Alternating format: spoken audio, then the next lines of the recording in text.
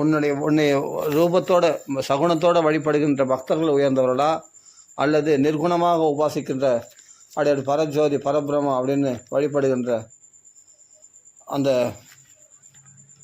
சாதனம் சிரமப்படுகின்ற அப்படியேப்பட்ட ஞானிகள் உயர்ந்தவர்களா?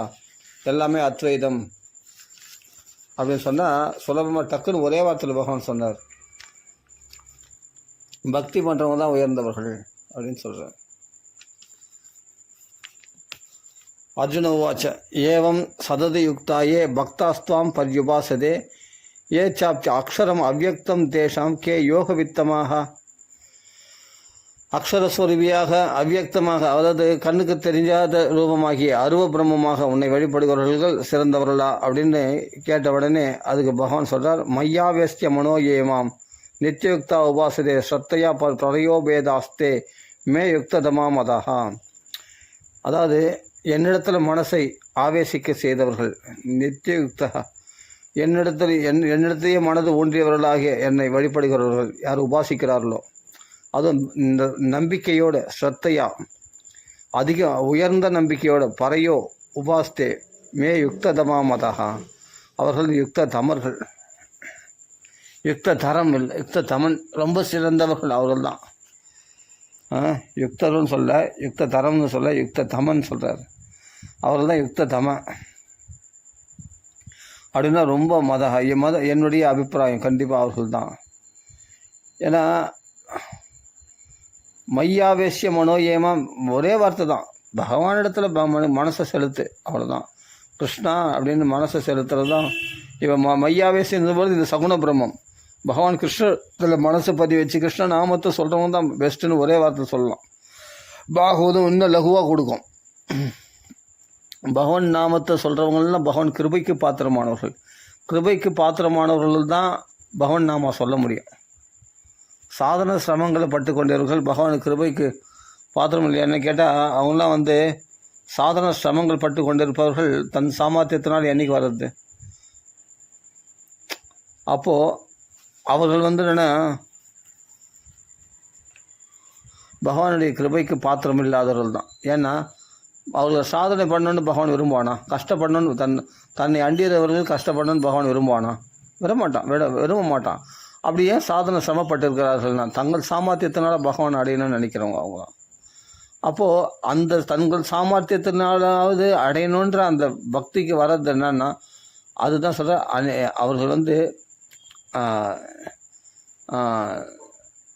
அதாவது மனுஷியானம் சகசிரேஷு கஷ்டித் எததி சித்தையே, ஆயிரக்கணக்கான ஜென்மங்கள் ஏதோ மகானுடைய சங்கமோ ஏதோ ஒரு அஜ்ஞான சுக்கிரதின்னு சொல்லி அறியாமையிலாவது அவர்கள் ஏதோ புண்ணியம் பண்ணியிருக்கணும் இந்த ஆன்மீகத்து வரத்துக்கு.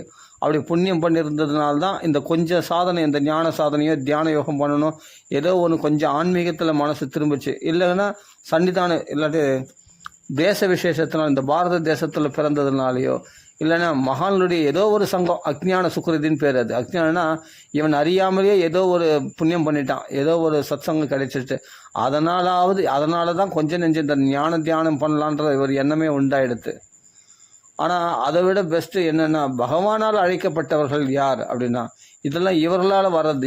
இவர்களாகவே ஏதோ ஒரு சன்னிதான விசேஷத்துலேயோ ஏதோ ஒரு சாநித்தியத்தினால பகவானை சாதனைகள் செய்து கொண்டு வருபவர்கள்.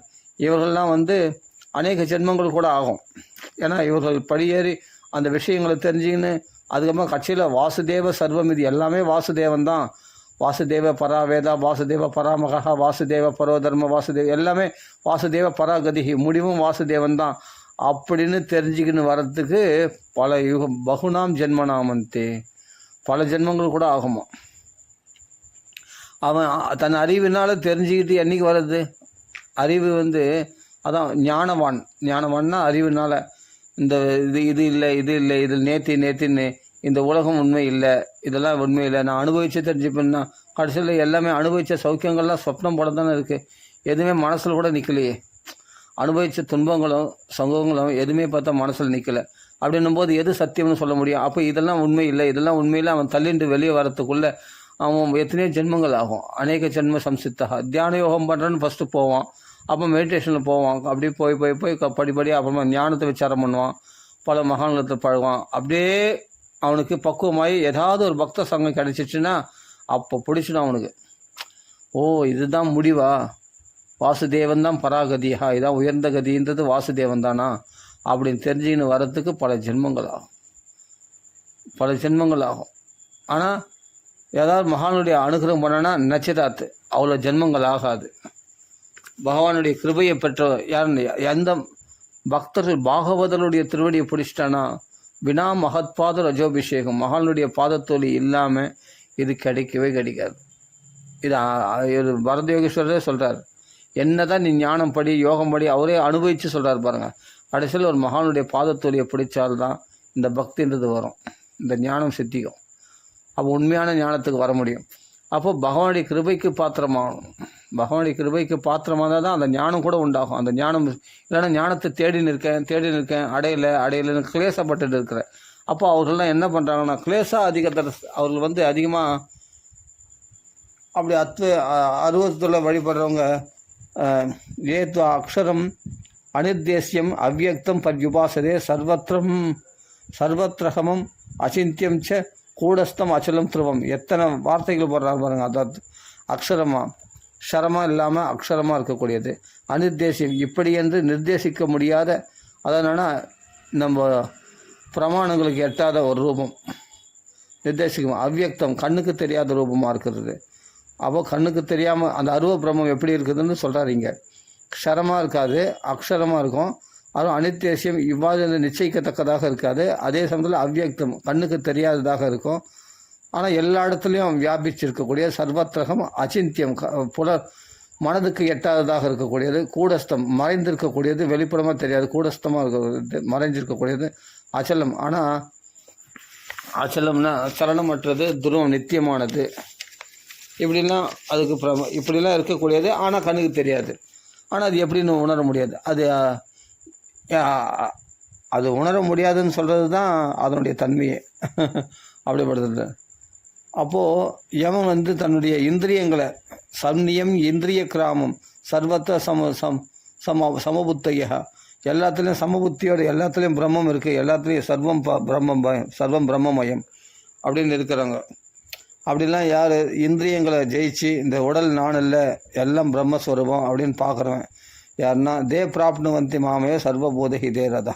அவர்கள் என்ன பண்ண சகல ஜீவராசிகளத்தில் ஒரு ஜீவராசிகளத்தில் கூட ஈவரக்கிழமை எல்லா புழு பூச்சி முதல் கொண்டு எல்லாத்துலேயும் அந்த பரபிரம்மம் தான் நிறைஞ்சிருக்குது அப்படின்னு பார்க்குற பக்குவம் உடையவனாக இருக்கணும். அப்படியேப்பட்டவன் தான் கடைசியில் என்ன பண்ணுறான்னா அவ்வளோ சிரமப்பட்டு சாதனை கடைசியில் என்ன தான் அடையணும். தேவையில்லை இவ்வளோ கஷ்டம். அந்த அக்ஷரஸ்வரூபி அது அனிர்தேசிக்க முடியுது, அது அவ்யக்த ஸ்வரூபி, அது யாரு கண்ணுக்கும் புலப்படாது.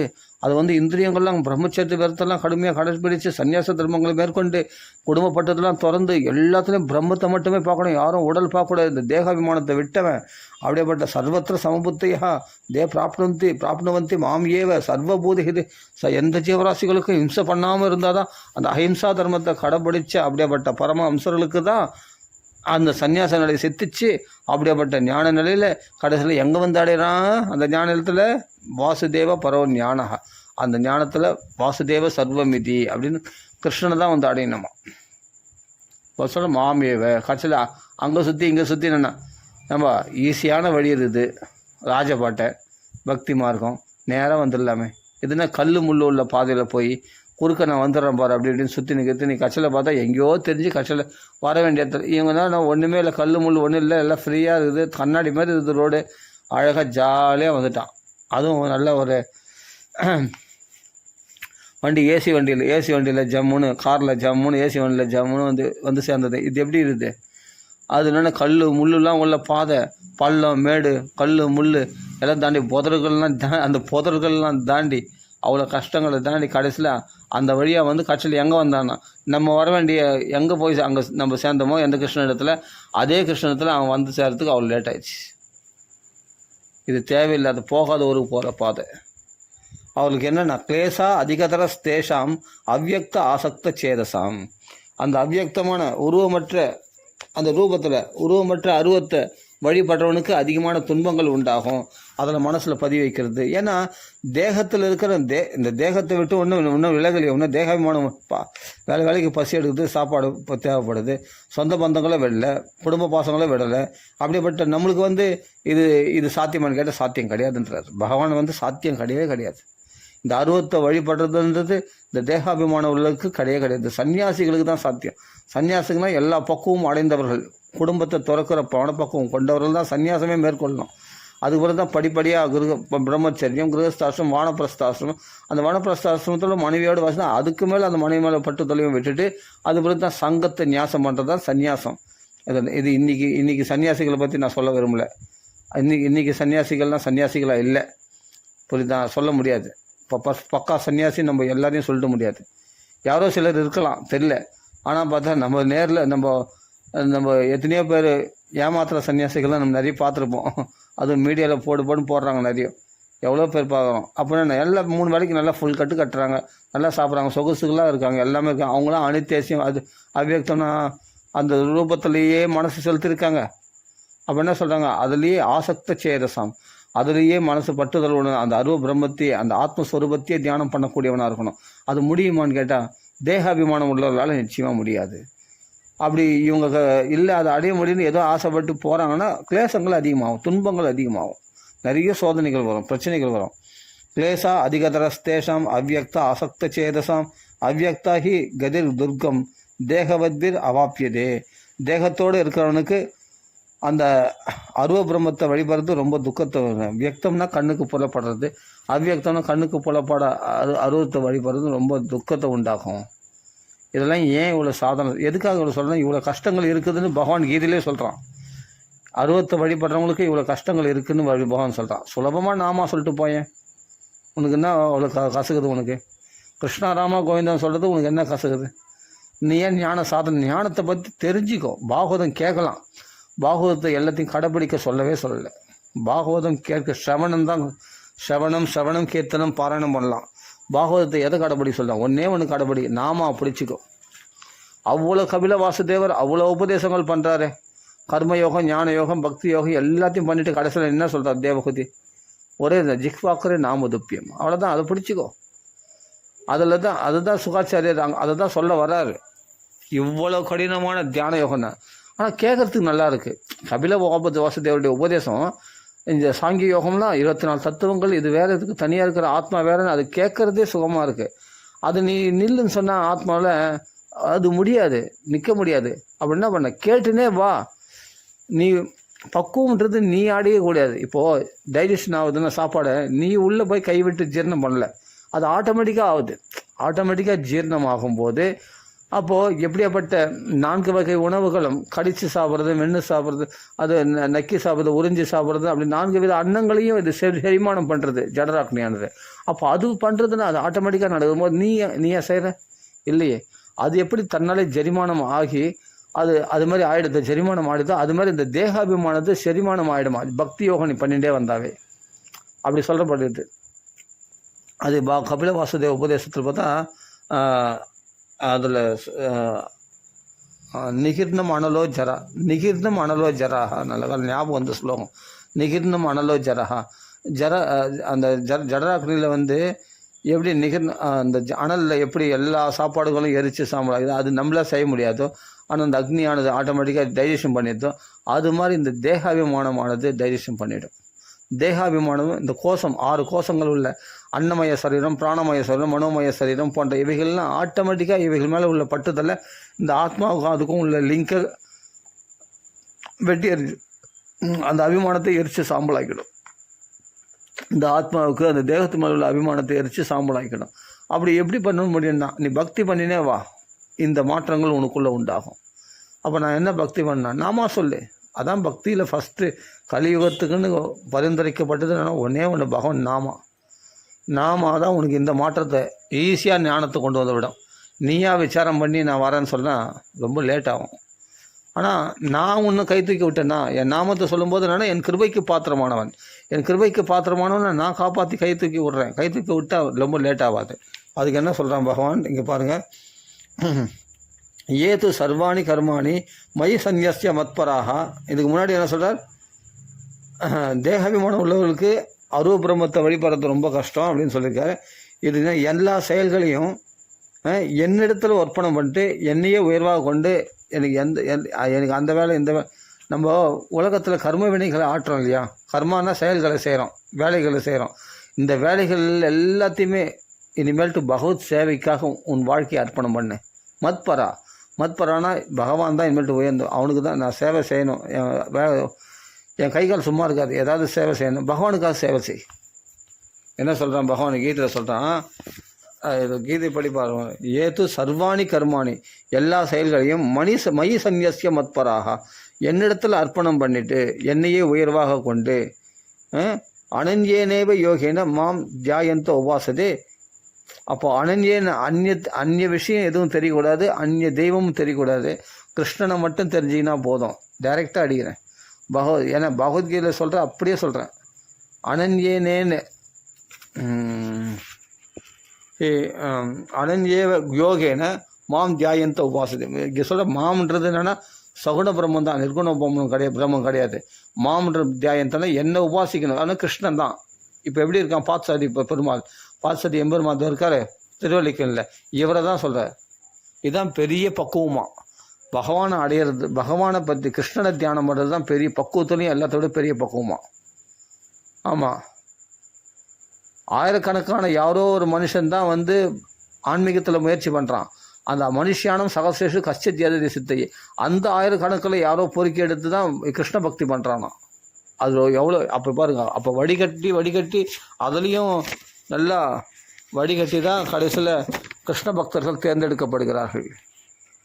அப்போ யாரோ ஒருத்தனால தான் அந்த கிருஷ்ண பக்தி ராம பக்தி பண்ண முடியுது, பகவான் நாமா சொல்ல முடியுது. அப்போ நாமா சொல்கிறேன் எவ்வளோ வசத்தின்னு பாருங்கள். அப்போது பகவான் நாமா சொல்கிறவன் எவ்வளோ வசத்தின்னு பாருங்கள். அவரெல்லாம் எதுவுமே சொல்லக்கூடாது. பகவான் நாமா சொல்கிறவங்கள ரொம்ப ரொம்ப வசதி. அஜாமிலன் நான் அஜாமிலர் அப்படி சொல்லுங்கள் அப்படின்வாங்க சில பேர் மகான்கள். அஜாமிலர்னு சொல்லாதீங்க, அஜாமிலர். அவர் என்ன அவர் பாகவதர் ஆகிட்டார். பகவான் மடிமலை படுத்துட்டாராம், பாகவதர் ஆகிட்டாராம்.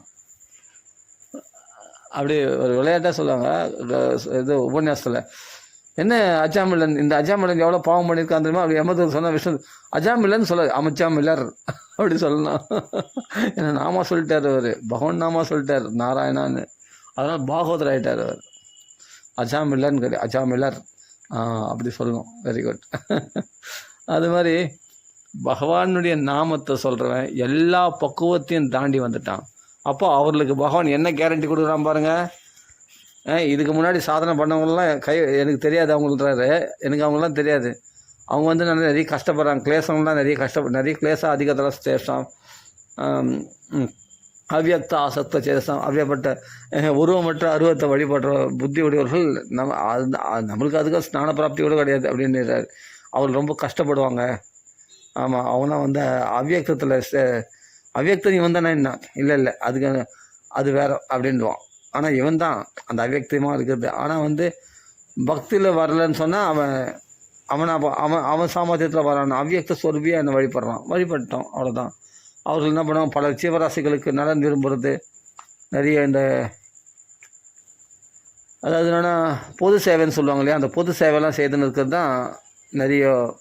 இது மாதிரி குளம் வெட்டுறது, கோயில் குளம் பண்ணுறது, ஏதாவது டொனேஷன் கொடுக்கறது, ஹெல்ப் பண்ணுறது, அவங்களுக்கு ஏழைப்பட்டவங்களுக்கு கண் தெரியாதவங்க காது கேட்காதவங்களுக்கு அவங்களுக்குலாம் மிஷின் வாங்கி கொடுக்குறது, அவங்க கண் தெரியாதவங்களாம் அவங்களுக்கு ட்ரீட்மெண்ட்டுக்கு தேவையான பணத்தை கொடுக்கறது, படிக்க இல்லாதவங்களாம் படிப்பு வைக்கிறது, இதெல்லாம் சில சேவைகள்லாம் பண்ணுறாங்களே பொது சேவைகள். அது மாதிரி அப்படி சில ஜீவராசிக்கு நலன் விரும்பிகளாக இருப்பாங்க. அது மட்டும் இல்லாமல் அது பக்குவம்னு சொல்ல முடியாது. அதை விட பெரிய பக்குவம்னா நிர்தோஷம் ஹி சமம் பிரம்மன்ற மாதிரி எல்லாத்துலேயும் தோஷத்தை பார்க்காம சகல ஜீவராசிகளுக்குள்ள பிரம்மத்தை பார்க்கணும். அந்த பிரம்மத்தை பார்க்கணும், அவன் தான் சமபுத்தையா. அந்த நிலையில் அவன் அருவ பிரம்மத்தை வழிபட்டான்னா அதுக்கு அப்புறமா தான் அவனுக்கு சேங்ஷன். என்ன சேங்ஷன்? அது ஒரு ஜென்மாவில் வராது, பல ஜென்மங்கள் இந்த பக்குவம் அடையணும். தேகவத்பி, அந்த தேகாபிமானத்தை விட்டால் தான் பகவானை அடைய முடியுமா. அவ்வளோ கஷ்டப்பட்டு இவ்வளோ கல் முள் உள்ள பாதையில் போனோமா, பள்ளமேடு உள்ள பாதையில் போனோமா. ஆனால் ராஜபாட்டியில் போய் சுலபமாக பகவான் அடைஞ்சிடலாமே. அதுக்கு தான் பகவான் வழிகாட்டுறாருன்னா ஏத்து சர்வாணி கர்மாணி மைய சந்நியாசிய மத்பராக, எல்லா செயல்களையும் எனக்காக அர்ப்பணம். அப்படின்னு இனிமேல் நீ செய்கிறது, நீ சமைக்கிறது பகவானுக்காக, என்ன நீ படைக்கிறது பகவானுக்காக, அதுக்கப்புறமா வந்து நீ நீ பகவானுக்கு வெறும் சாதம் வந்து பகவானுக்கு அர்ப்பணிக்கப்பட்டு அது பிரசாதம் ஆகிடுது. வெறும் ஜலமானது அது பகவானால் கடாட்சம் பண்ணப்பட்டு அது தீர்த்தமாகிடுது, பரிசுத்திக்குரிய புனித தீர்த்தமாகிடுது அது. அப்போது பகவான் நாமா சொல்கிறது. இனிமேல் பேசுனா பௌதிக விஷயங்களை பேசுறது இல்லை, பகவத் விஷயமாக மட்டும் பேசுறது. இப்படி எல்லா கர்மாக்களையும் வாக்கு மனசு காயம் உடலால் வந்து பகவானுடைய சேவைகளை வீடு கூட்டி பெருக்கல, என்னுடைய மந்திராலயம் பகவானுடைய ஆலயத்தை நான் கூட்டி பெருக்கிறேன் அப்படின்னு நினச்சி பகவானுடைய பூஜை அறையாக தான் வீட்டை வச்சுருக்கணும். அப்படி எல்லாத்தையுமே ராதை இருக்கிற இடம் சமையலறை அதெல்லாம் சுத்தமாக வச்சுருக்கேன் அப்படின்னு இருக்கணும். அப்போது எல்லாமே சமையல்லாம் சுத்தமொத்தமாக பகவானுக்காக நைவேத்தியம் பண்ணுறதுக்காக தான் சமையல் செய்கிறேன். பகவானுக்கு அர்ப்பணிக்கப்பட்ட பிரசாதமாக நான் கொஞ்சம் எடுத்துக்கிறேன், அவ்வளோதான். அப்படி தான் எல்லா செயல்களையும் பகவானுடைய செயல்கள். ஸ்நானம் பண்ணுறது எதுக்காக தான் பகவானுக்கு பிடிக்கும். காலைல 4 மணிக்கு எடுத்து ஸ்நானம் பண்ணான்.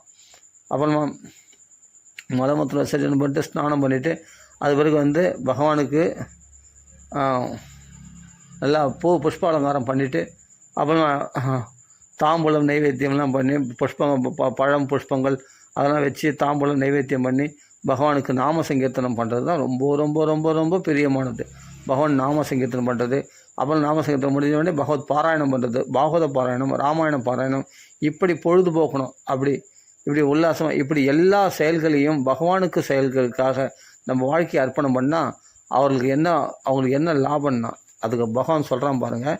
இப்படிலாம் செயல்கள் செய்து காலைல இப்போ 4 மணிக்கு எழுந்துறான், குளிக்கிறான், பகவானுக்கு வந்து பகவானுக்கு வந்து அலங்காரம் பண்ணுறான், புஷ்ப அலங்காரம் பண்ணுறான், பகவானுடைய படத்துக்கு பகவானுக்கு வந்து தாம்பூலம் பழங்கள்லாம் படைத்து பகவானுக்கு ஒரு ஜலம் அதாவது கொண்டு வந்து தீர்த்த பிரசாதம் பகவானுக்கு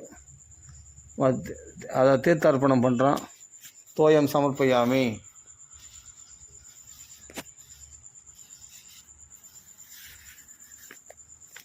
அது மாதிரி பகவானுடைய சேவையில் ஈடுபடுறான். அந்த பூஜாரியை சுத்தமாக வச்சுருக்கான். அப்புறம் நாம சங்கீர்த்தனம் பண்ணுறான், நல்லா பஜனை பண்ணுறான்.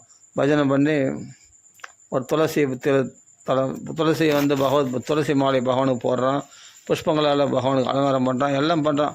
பண்ணிவிட்டு கடைசியில் ஏன்னா சமையல் செய்தால் கூட பகவானுக்காக நைவேத்தியம் பண்ணக்கூடிய சமையலை செய்து பகவானுக்கு அர்ப்பணம் பண்ணுறான். இதெல்லாம் பண்ணிவிட்டு அதுக்கப்புறம் பாகவதம் பண்ணுறான், நாம சங்கீர்த்தனம் பண்ணுறான், பாகவத பாராயணம் பண்ணுறான், இல்லை ராமாயண பாராயணமோ ஏதோ ஒன்று பகவான் பாராயணம் பண்ணுறான். இதெல்லாம் தான் பகவானுடைய சேவை. வேறு என்ன புதுசாக சேவை? சும்மா இருக்கும்போது பாகவதத்தை படித்து அதனுடைய அர்த்தங்களை தெரிஞ்சுக்கிட்டு பிறருக்கு எடுத்து சொல்கிறது, தனக்குத்தானே அதையே தியானம் பண்ணிவிட்டு அப்படியே தியானத்திலேயே உபாசிக்கிறான். அதே மற்ற நேரத்தில் வந்து பகவானுடைய அந்த பக்தி விஷயமான அந்த கதைகளே தியானம் பண்ணியிருக்கான். இவன் தான் சிறந்தவன் அப்படி சொல்கிறார். அனன்யேனேவ யோகேன மாம் தியாயந்த உபாசதே. அப்படி என்னையே தியானம் பண்ணிட்டு உபாசிக்கிறான்னு சொல்கிறான். அந்த தியானமே உபாசனையா, தியானமே உபாசனை.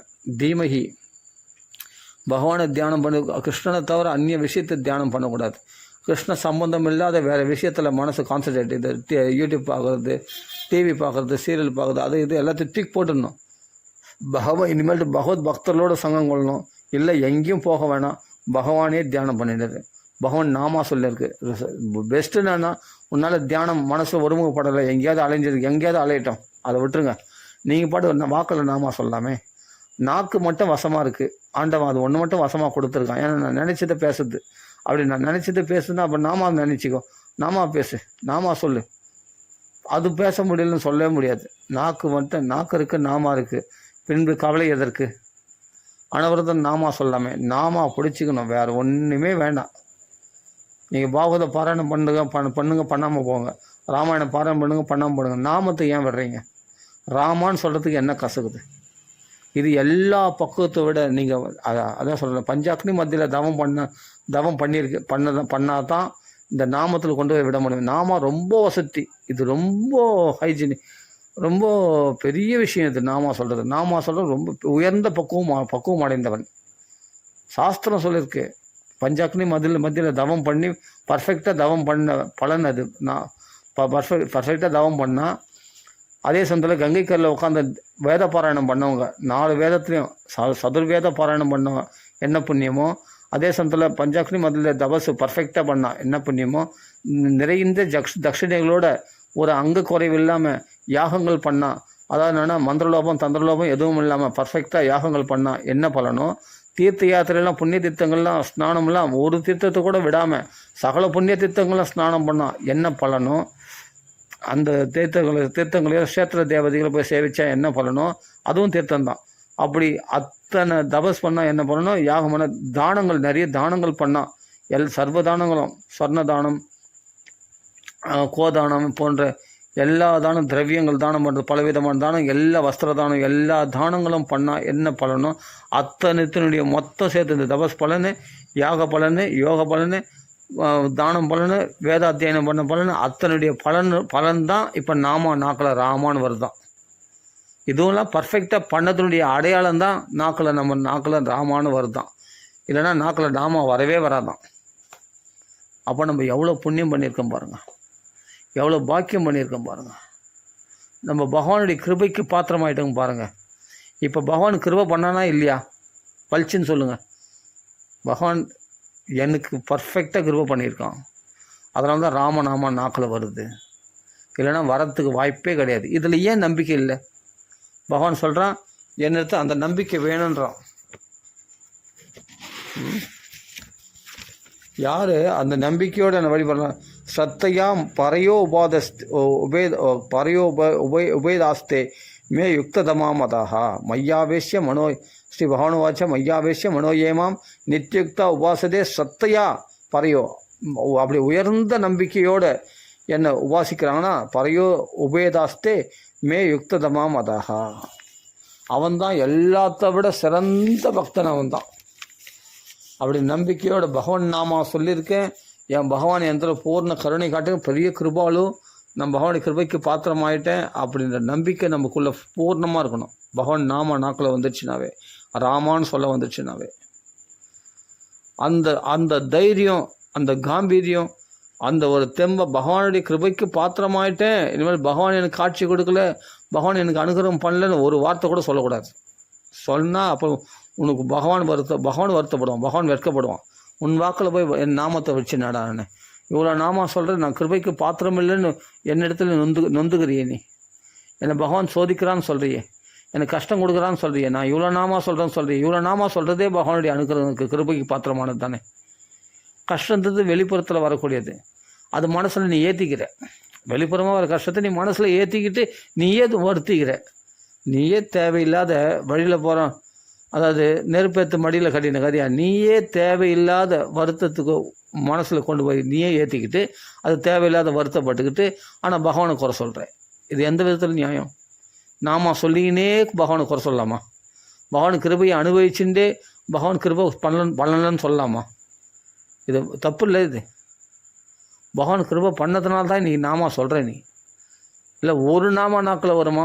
4 லட்சம் ஜென்மா எடுத்தால் தான் ஒரு தடவை ராமான் நாக்கில் வருமா? 4 லட்சம் ஜென்மா, அதுவும் மனுஷ ஜென்மா எடுக்கணுமா? மனுஷ ஜென்மா எடுத்து புண்ணியம் பண்ணியிருக்கணுமா? பண்ணியிருந்தால் தான் ஒரு தடவை ராமான் நாக்கில் வருமா? அப்போ நாமா சொல்கிறேன் எவ்வளோ பேர் கிருபா, எவ்வளோ பேர் பகவானுடைய கிருபைக்கு பாத்திரமானு யோசிச்சு பாருங்கள். அப்புறம் நான் நிறைய பேர் நாமா சொல்கிறாங்க, அப்போ யாரையும் குறை சொல்லாத. நாமா சொல்கிறவங்களை குறை சொல்லக்கூடாது. அப்போ எல்லாமே நாமா சொல்கிறாங்களே, அப்போ யாரையும் குறை சொல்லாத. எல்லாமே பகவானுடைய கிருபைக்கு பாத்திரமானவங்க தான். நீ யார் குறை சொல்கிற? ஃபஸ்ட்டு உனக்குள்ளே இருக்கிற குறையை நீக்கிக்கோ. நீ மற்றவங்களை குறை சொல்கிறது சுவதோஷ பரதோஷ வித்து, இது ராமருடைய குணம். முதல் தன்னுக்குள்ளே இருக்கிற தோஷத்தை நிவர்த்தி பண்ணிக்கிட்டு நீ பிறருடைய தோஷத்தை பார்க்கலாம்.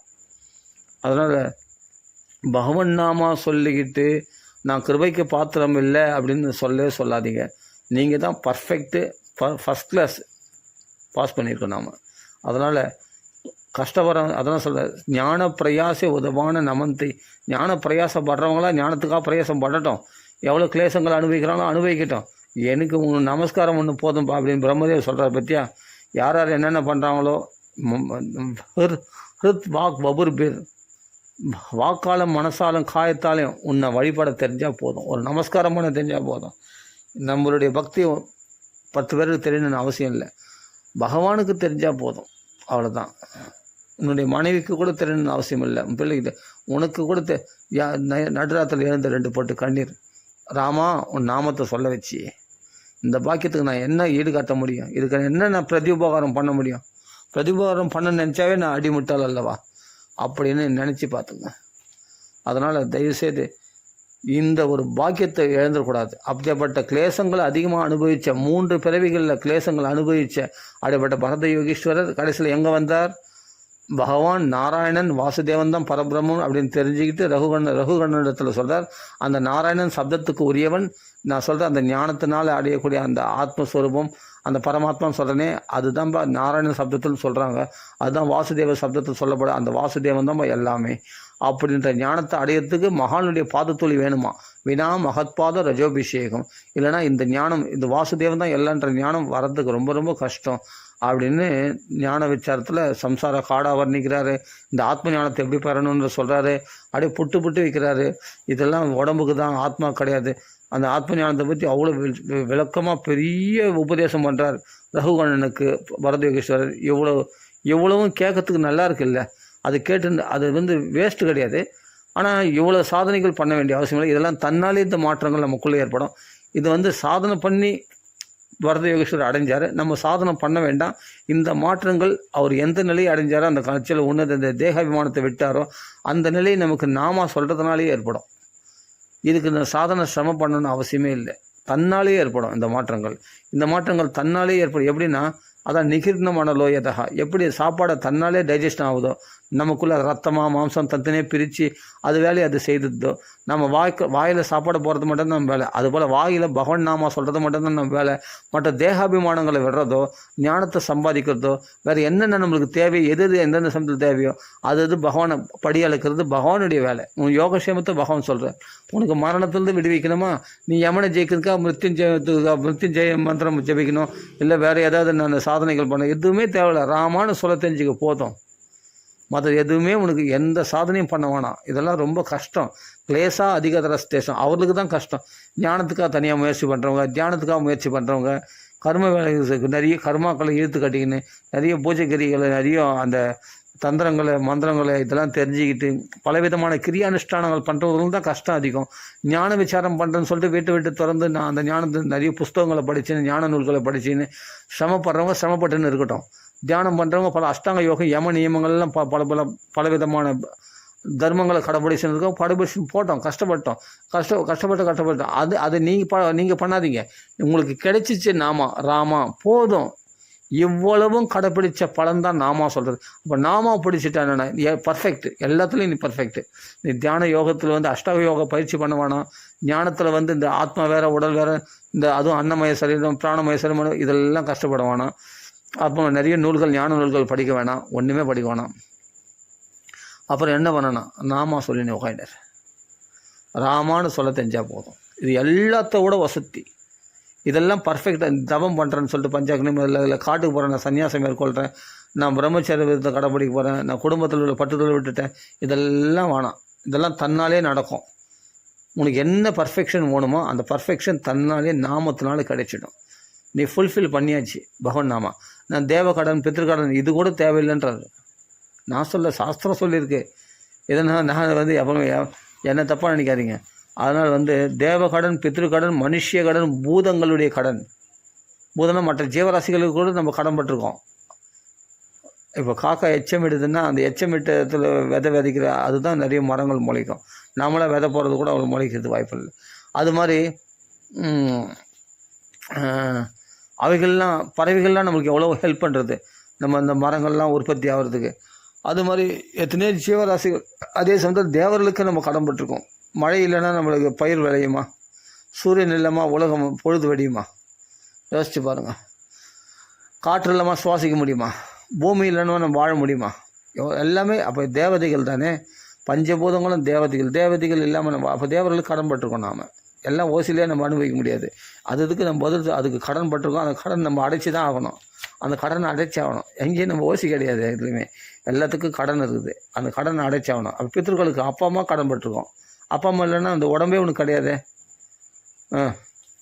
அப்புறமா அவங்க பாட்டன் தாத்தி பாட்டன் பாட்டி அம்மா தாத்தா எல்லாமே அதுக்கு மேலே முப்பாட்டன் அதெல்லாம் அவங்களெலாம் கடன்பட்டிருக்கோம். ரிஷிகளுக்கு கடன்பட்டிருக்கோம். ரிஷிகள் என்ன சாஸ்திரம் கிடையாது.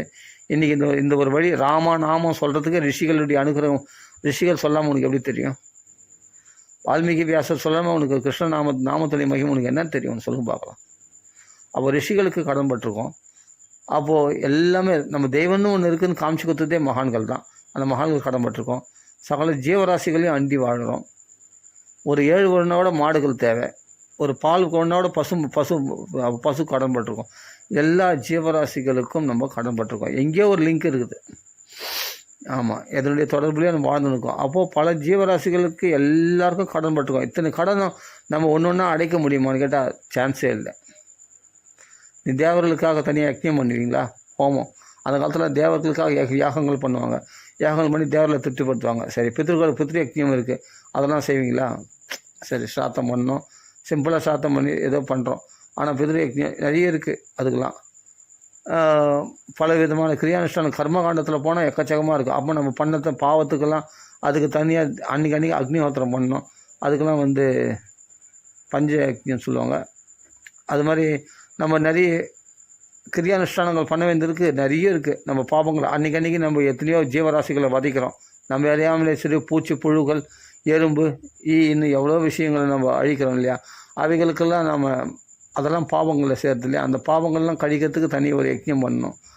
அதுக்கெல்லாம் ஒரு ஹோமம்லாம் இருக்குது. நித்திய கர்மானுஷ்டானங்கள் அதெல்லாம் இருக்குது. அப்போ அதெல்லாம் பண்ண முடியுமா நம்மளால்?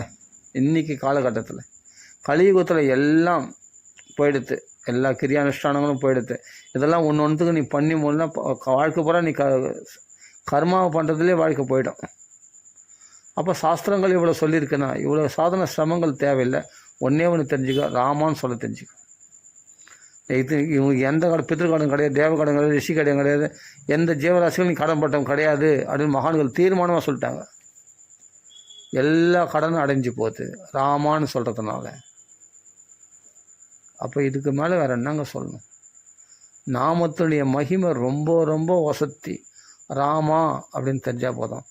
மூலபாராயணம் பண்ணாலும் சம்ஸ்கிருத ஞானம் வேணும். அது வேறு பாகவதம் படிக்கணும்னா, ராமாயணம் படிக்கணும்னா, ராமான்னு சொல்கிறதுக்கு என்ன ஞானம் வேணும்? ராமான்னு சொல்கிறது மட்டும் நாக்கு தான் வேணும், அவ்வளோதான். நாக்கு இல்லைண்ணா சரியாக இப்போ பேச்ச வரலண்ணா சிரவணம் பண்ணலாமே, கேட்கலாமே. எப்படியாவது இந்த நாமத்தை உள்ளே புகுத்த முடியும். சகல ஜீவராசிகளுக்கும், நான் மனுஷனுக்கு மட்டும் இல்லை, சகல எந்தெந்த ஜீவராசிகளும் நாம கேட்குதோ அதெல்லாம் அஜ்ஞான சுக்கிரதினால அவைகள்லாம் நல்ல பிறவி பெறும். சத்தியமாக சொல்கிறேன். அவைகள்லாம் எந்தெந்த ஜீவராசிகளுக்கு காதல் இதெல்லாம் போய் விழுதோ, இந்த பூனை, நாய், எலி, என்னென்னலாம் இருக்கோ, காக்கை, குருவி, அவைகள் காதெல்லாம் இந்த ராமநாமம் விழுதோ அத்தனையும் அவைகள்லாம் பவித்திரம் அடையும். அவைகள்லாம் உன்னது இந்த பாகவத பாராயணம் பண்ணாலும் சரி, ராமாயண பாராயணம் பண்ணாலும் சரி, அந்த சப்தங்கள்லாம் போய் காதில் விழுதோ ஜெகத் பவித்திரம் பிரகிருணித கர்க்கிச்சித் தத் வாயஸ்து. இது ஜெகத்தே பவித்திரமாக்கிடும். இது ஹரேர் யசோ ஜெகத் பவித்திரம். ஹரியனுடைய புகழானது ஜெகத்தை பவித்திரமாக்கிட்டோம். உலகத்தில் ஒவ்வொரு ஜீவராசிகளும் நீங்கள் பக்கத்தில் ஏதாவது செடிகள், துளசி செடிக்கு முன்னாடி நம்ம நாம சொன்னால் அவ்வளோ சாநித்தியமாக இருக்கும். இல்லை ஒரு பசுக்கள்லாம் கட்டி வச்ச இடத்துல போய் நம்ம பாகவதம் படிக்கிறோமோ, இந்த நாமா சொல்கிறோம்னு வச்சுன்னு ஜபம் ஜபிக்கணும். ஒரு மாலையோடு வச்சுன்னு ஒரு 108 மாலை ராமநாமா ஒரு பசு கொட்டில்களில் போய் நாமா சொல்லி பாருங்கள், இன்னும் சாநித்தியமாக இருக்குது. இல்லை ஒரு துளசி, இதெல்லாம் நீங்கள் எக்ஸ்பெரிமெண்ட்டாக பண்ணி பார்க்கலாம். துளசி இருக்குன்னா துளசி செடிக்கு பக்கத்தில் உட்காந்து நாமா சொல்லி பாருங்கள், எவ்வளோ சாநித்தியமாக இருக்குது. இதெல்லாம் நம்ம துளசி செடி அதனால ஒரு வீட்டில் வளர்க்கணுன்றது. ஒரு தொட்டில் வச்சு ஒரு துளசி செடி வச்சு அந்த துளசிக்கு முன்னாடி நீங்கள் நாமா நிறைய சொல்லுங்கள், ரொம்ப சாநித்தியமாக இருக்கும். இல்லை பாகவதம், அதை விட பெஸ்ட்.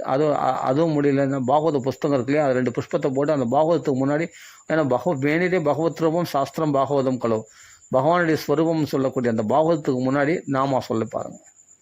ஆட்டோமேட்டிக்காக உங்கள் நாம சித்தி சீக்கிரமாக ஏற்படுதா இல்லையா பாருங்கள்.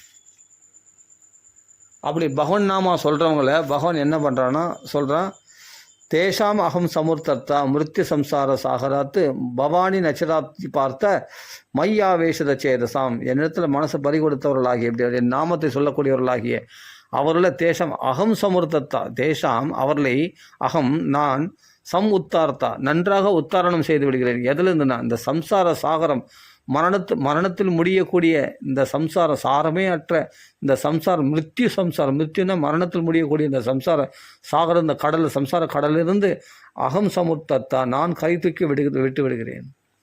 நான் கை தூக்கி விடுகிறேன். நான் தூக்கி விட்டுறேன் அவன் அந்த சாகரத்தில் நீச்சல் அடிச்சும் கஷ்டப்பட வேண்டியதில்லை. நான் உடனே ஒரு படகு அனுப்பேன். அந்த படகுகளை அவனை தூக்கி படகு ரட்சித்து அவன் உல்லாச யாத்திரையாக இந்த வாழ்க்கையை உல்லாச யாத்திரையாக இந்த சம்சார சாகரத்தில் சுலபமாக கரையேற்றுறேன். நானே படகோட்டியாக இருப்பேன். நானே குருவாக இருப்பேன். நானே தெய்வமாக இருப்பேன். இஷ்ட தெய்வமாக நானே அவனை கை தூக்கி என் படகுகளை ஏற்றி வச்சுன்னு அழகாக உல்லாச யாத்திரையாக போயின்னு இந்த சம்சாரத்தை இப்போ சாகரம் அவனுக்கு பாதிப்பு கிடையாது. தான் கையில் நீச்சல் அடிக்கிறது போராட்டம் நிறுவனம். ஐயோ கரையை போருமோன்னு பயந்து இருக்கணும். ஏன்னா கையில் நீச்சல் அடிக்கிறவன் அதை தன் சாமர்த்தியத்தினால ஞான பிரயாசம் பண்ணுறவங்க, தியான பிரயாசம் பண்ணுறவங்க, கிரியானுஷ்டானம் பண்ணுறவங்க இவர்கள் தான் கையில் நீச்சல் அடிக்கிறவங்க. இவங்க தான் கஷ்டப்பட்டு இருக்கணும். புரியுதுங்களா? ஆனால் பகவானுடைய கிருபைக்கு பாத்திரமானவன் நாமத்தை சொல்கிறவன் பகவானுடைய படகுனால ஏற்றி வைக்கப்பட்டு பகவானுடைய கிருபைக்கு பாத்திரமானவர்கள் அகம் சமுர்த்தத்தை பகவானுக்கு பொறுப்பேற்றுக்கிறான். அவர்கள் கரையேற்றக்கூடிய அவரோட மோட்சத்துக்கு வரைக்கும் தர்ம அர்த்தம் காம மோட்சம் 4 வித புருஷார்த்தங்களுக்கும் பகவான் பொறுப்பேற்றுக்கிறான். பகவான் கேரண்டி கொடுக்குறான். உன் வாழ்க்கைக்கு கேரண்டி கொடுத்து என்னன்னா அவனை நான் கை தூக்கி விட்டுறேன். இந்த சம்சார சாகரத்தில் மரணம் அடையாதபடி மிருத்யு சம்சார சாகரத்தை அகம் சமுதத்தை இந்த மிருத்யுவிலிருந்து அவனை நான் வெளியேற்றிடுறேன். அவனை நான் உத்தாரணம் பண்ணிடுறேன். அவனை மோட்சத்துக்கு ஆட்சியும் போயிடுறேன் என் லோகத்துக்கு அப்படின்னு நான் தூக்கி விட்டுறேன். அப்படின்னு தூக்கின்னு போயிடுறேன்னு அர்த்தம். அந்த ஜீவனை பகவான் தூக்கின்னு போயிடுறான். நான் சொல்கிறேன், கீதையில் பகவான் கேரண்டி கொடுக்குறான். அப்போது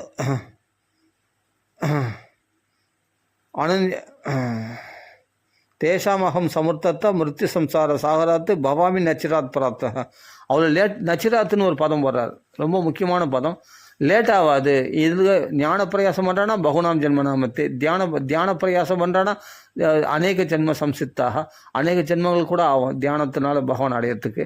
ஆனால் அவர்களும் கற்றல் பகவான்கள் தான் வந்தாகணும். ஞானத்தினால பிரயாசம் பண்ணுறவங்க கற்றல் பகவான்கள் தான் வந்தாகணும். ஆனாலும் அவர்களுக்கு வந்தால் கூட நமோ நமகன்னு தூரத்தில் தான் நிற்கணும். ஆனால் இவர்களை என் பக்கத்தில் மடியில் உட்கார வச்சுப்பேன். இவர்களுக்கு தனி சலுகை. ஏன்னா என் கிருபைக்கு பாத்திரமானவர்களை நான் என் உள்ளத்தில் வச்சுப்பேன். அவளை வச்சுன்னு கொஞ்சம் கொலாவின்னு இருப்பேன். வைகுண்டத்துலேயோ கோலோகத்துலேயோ இல்லை அயோத்தியா தாமத்துலேயோ. அவர்கள் ஏன்னா என் கிருபைக்கு பாத்திரமானவர்கள் யாருன்னா என் நாமத்தை சொல்கிறவங்க.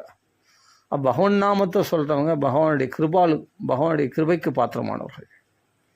அப்போ பகவானை கொஞ்சம் கொலாவின்னு இருக்கிறான் அந்த வைகுண்டத்தில் வச்சு. அவன் நம்மளுக்கு நாமா சொல்கிறது தான் ரொம்ப ரொம்ப பெஸ்ட்டு. குரு கூட உனக்கு கிடைக்குதோ கிடைக்கல நாமா பிடிச்சிங்க. நாமா பிடிச்சிக்கணுமே குரு ஒன்று தனியாக போய் தேட வேண்டிய அவசியமே இல்லை. குருவுக்காக பிரயாசப்படாதீங்க. பகவானே குருவாக. இப்போ நான் ஒரு விஷயத்த சொல்கிறேன். இப்போ எனக்கு குரு இல்லை, நான் யார் குருவாடையது நிறைய பேர் குழப்பத்தில் இந்த விஷயத்தில் இருக்காங்க. இன்னும் கூட குரு அடையாமல் இருக்கிறேன் அப்படின்னு கூட ஒரு குறை இருக்குது அவங்களுக்கு. நீங்கள் குரு இல்லைன்னு ஏன் நினைக்கிறீங்க? ஃபஸ்ட்டு பகவானே குரு அப்படின்னு நினச்சிட்டிங்கன்னா நீங்கள் எப்போ குரு அடைஞ்சாச்சு. குரு கிடைச்சிட்டார். பகவான் தான் குரு. அதனால தான் பகவான் அதை சொல்கிறேன். குரு கிடைச்சிட்டாரு. இல்லைன்ற ஒரு குறை இருக்கு பற்றியா? அந்த குறை தான் உங்களுக்கு குரு அடையலையோன்ற ஒரு எண்ணத்தை உண்டாக்கிட்டு உங்களை இதுவாக்கிறது. என்னென்னா உங்களை நெகட்டிவ் மைண்டுக்கு கொண்டு போய் செலுத்துறது. ஏன்னா குரு அடைஞ்சிட்டோங்கன்னாவோ சந்தோஷமாக இருக்கிற மாதிரியும், குரு அடைஞ்சிட்டோங்கன்னாவோ நம்ம எல்லா பிரச்சனைகள்லேருந்து விடுபட்ட மாதிரி நம்ம நினச்சின்னு இருக்கோம். அப்படி கிடையாது. அவங்களத்துல போனால் அவங்க சொல்லுவாங்க போகிறோம் அவ்வளோ குறைகள் சொல்லுவாங்க. எல்லாமே ஏதோ ஆனால் அந்த சாதன அனுஷ்டானம் நல்லா கரெக்டாக நாம சொல்கிறாங்க கரெக்டாக பண்ணுறாங்கன்னா அது குருனுடைய தபஸ்னால, தன்னுடைய தபஸ்னால இல்லை. நல்லா புரிஞ்சுக்கணும். ஆனால் அது கரெக்டாக பண்ணியிருக்காங்க. ஆனாலும் குறையொன்றும் இல்லாதவர்கள் யாருமே கிடையாது. அப்போ நம்ம மட்டும் எப்படி நம்மளும் எப்படி சாதன அனுஷ்டானம் பண்ணுறோன்னா பகவானுடைய கிருபையினால நாமா சொல்கிறதுனால. அப்போ நாமமே குருவாக வந்து நிற்கும். நீ சொல்கிற நாமமே குருவாக வந்து நிற்கும். நீ குரு இல்லைன்ற கவலையே வேணாம். நீ குருவை எப்போ அடைஞ்சாச்சு? குரு இல்லாமல் இத்தனை பாகவதம் படிக்கிற, இத்தனை ராமாயணம் படிக்கிற, இத்தனை நாமா சொல்கிற, இதெல்லாம் குரு இல்லாமல் நடக்குது. உன் சாமர்த்தியத்தால் நடக்குதுன்னு நினைக்கிறீங்களா? பகவானே குருவாக இருந்து நான் உங்களை காப்பாற்றின்னு இருக்கான். உங்களுக்கு எல்லாத்தையும் ஃபுல்ஃபில் பண்ணியிருக்கான். அதான் அனுபவிச்சுன்னு இருக்கும் போதே பகவானை குறை சொல்கிறோம். இதே தான் ரொம்ப கொடுமை.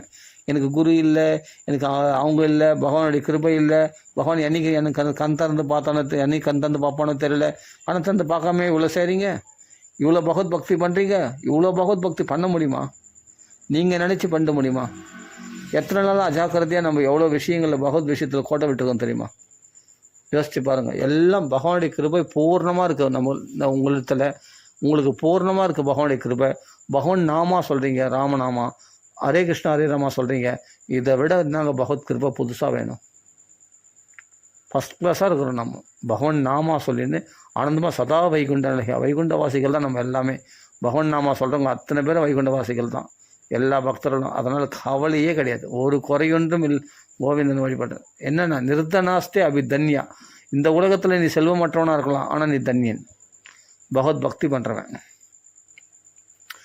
செல்வம் இல்லை, அனுகிரகம் இல்லை அப்படின்னு பகவான் அனுகிரகம் இல்லை. பணம் இல்லைன்னா பகவான் அனுகிரகம் பண்ணலன்னு அர்த்தமா? கவலைகள் நீங்கள்னா, பிரச்சனை நீங்கள்னா பகவான் அனுகிரகம் பண்ணலன்னு அர்த்தமா? பகவான் நாமா சொல்கிறவர், பகவத் நாமத்து சொல்கிறவன் ஒரு பொழுதும் கீழே நமே பக்த பிரணசித்து வீழ்ச்சி அடைந்தது கிடையாது, சரித்திரமே கிடையாது.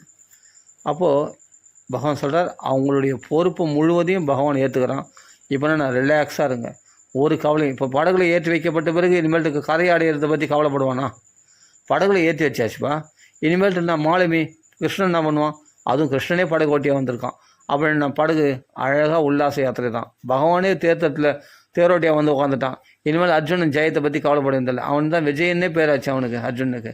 ஏன்னா இனிமேல் ஜெயந்தான். அதில் பாரத போருக்கு யாருன்னா பாண்டவருக்கு தான் ஜெயம். பாண்டவர்கள் தான், தர்மபுத்திரர் தான் பட்டாபிஷேகம் பண்ணிக்க போகிறாரு, துரியோதனன் கிடையாது. அதுதான் எப்போ கிருஷ்ணன் இந்த பக்கம் வந்துட்டானோ, ஏதோ கிருஷ்ணஹா ததோ ஜெயஹா, அவ்வளோதான். கிருஷ்ணனுக்கு தான் ஜெயம் அங்கே. ஆனால் இப்போ யாருக்கு பேர் என்ன? விஜயன். யாருக்குன்னா அர்ஜுனனுக்கு பேர்.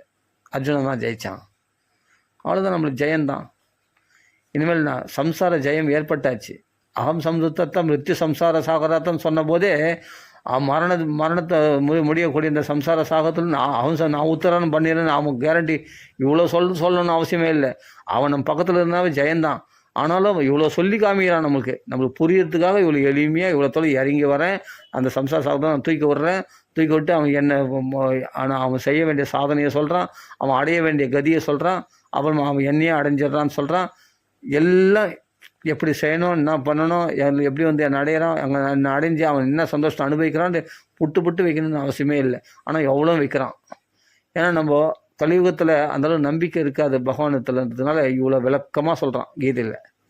கீதையே விளக்கம், இதுக்கு தனியாக விளக்கம் கொடுக்கணும்னு அவசியமே இல்லை. அந்த ஸ்லோகமே பகவானுடைய வார்த்தைகளே விளக்கமாக இருக்குது, நல்லா தெளிவாக இருக்குது, க்ளீனாக இருக்குது. இதையே போட்டு குழப்பிப்பானே விளக்கம் கொடுக்குறன்ற பேரில் அது பெருசாக விளக்கம் கொடுக்குறன்ட்டு குழப்பிடுவாங்க. நல்லா பகவானே தெளிவாக பளிச்சுன்னு அடிச்சிருக்கானே, பளிச்சுன்னு சொல்லியிருக்கானே. அப்புறம் இதுக்கு தனியாக விளக்கம் தேவையில்லையே. நான் உன்னை காப்பாற்றுறேன், என்னுடைய இதில் அகம் சமுதத்தை சம்சார சாகரத்தை தேசம். அவர்கள் வந்து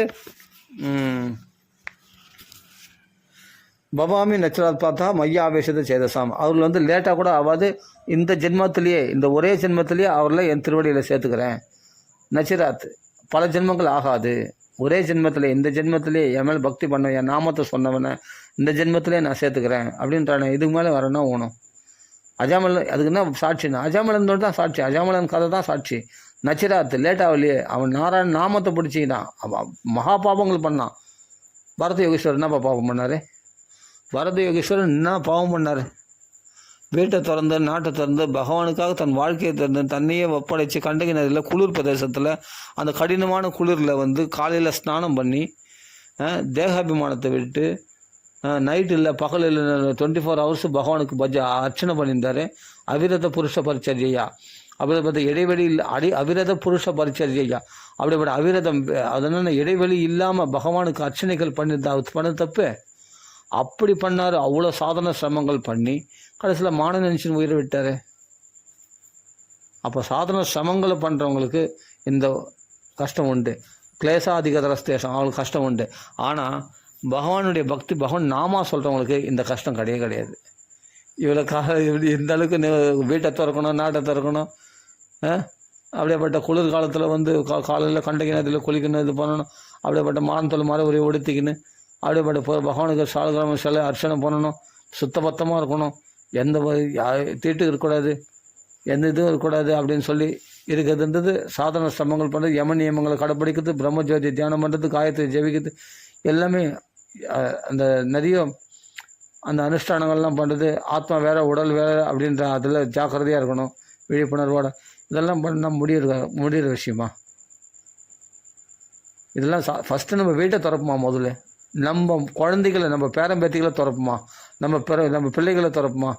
நம்ம மனைவியை திறக்க முடியுமா? இல்லை கணவனை திறக்க முடியுமா? இல்லை வீட்டு மேலே உள்ள சொத்தை திறக்க முடியும்? நம்ம 10 ரூபா பணத்தை திறக்க முடியுமா? நம்மளால் 100 ரூபா திறக்க முடியுமா? நம்மளுக்கு இதில் எந்த வித தகுதியும் இல்லை நமக்கு. ஆனால் பரத யோகேஸ்வரருக்கு எல்லாத்தையும் தூக்கி போட்டு வந்தார். சக்கரவர்த்தி சாம்ராஜ்யத்தை தூக்கி போட்டு வந்தார். இந்த தேசமே பாரத தேசம் அவர் பேரால் தான் வந்தது, அந்த பரத யோகேஸ்வரால் தான்.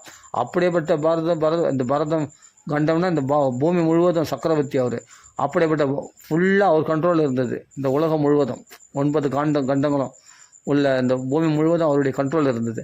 அப்படியேப்பட்ட சக்கரவர்த்தி சாம்ராஜ்யத்தை தூக்கி போட்டு வந்தார்.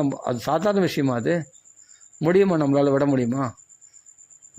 மரணம் செத்து பெற பிறகு என் சொத்தை எவனா அனுபவிச்சும் போட்டோம் அப்படின்னு சாவர வரைக்கும் வீட்டில் இருப்போமே தவிர எதையும் விட மாட்டோமே. ஒரு கோர்ட்டு கேஸுன்னா அதை அலைஞ்சு அதை மீட்டெடுக்க பார்ப்போமே தவிர நம்ம சொத்துன்னு விட மாட்டோமே தவிர.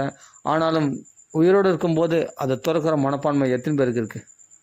உயிரோடு இருக்கும்போதே அம்மா அப்பா விடுறதுக்கோ, குழந்தைய விடுறதுக்கோ, மனைவி விடுறதுக்கோ எல்லாத்தையும் தூக்கி போட்டு சக்கரவர்த்தி சாம்ராஜ்யம் தூக்கி போட்டு அந்த இடத்துல கண்டகி நதியில் பகவானத்தில் போய் வழிபடணுன்ற சன்னியாசம் மேற்கொள்கிற பக்குவம் எத்தனை பேருக்கு இருக்குது?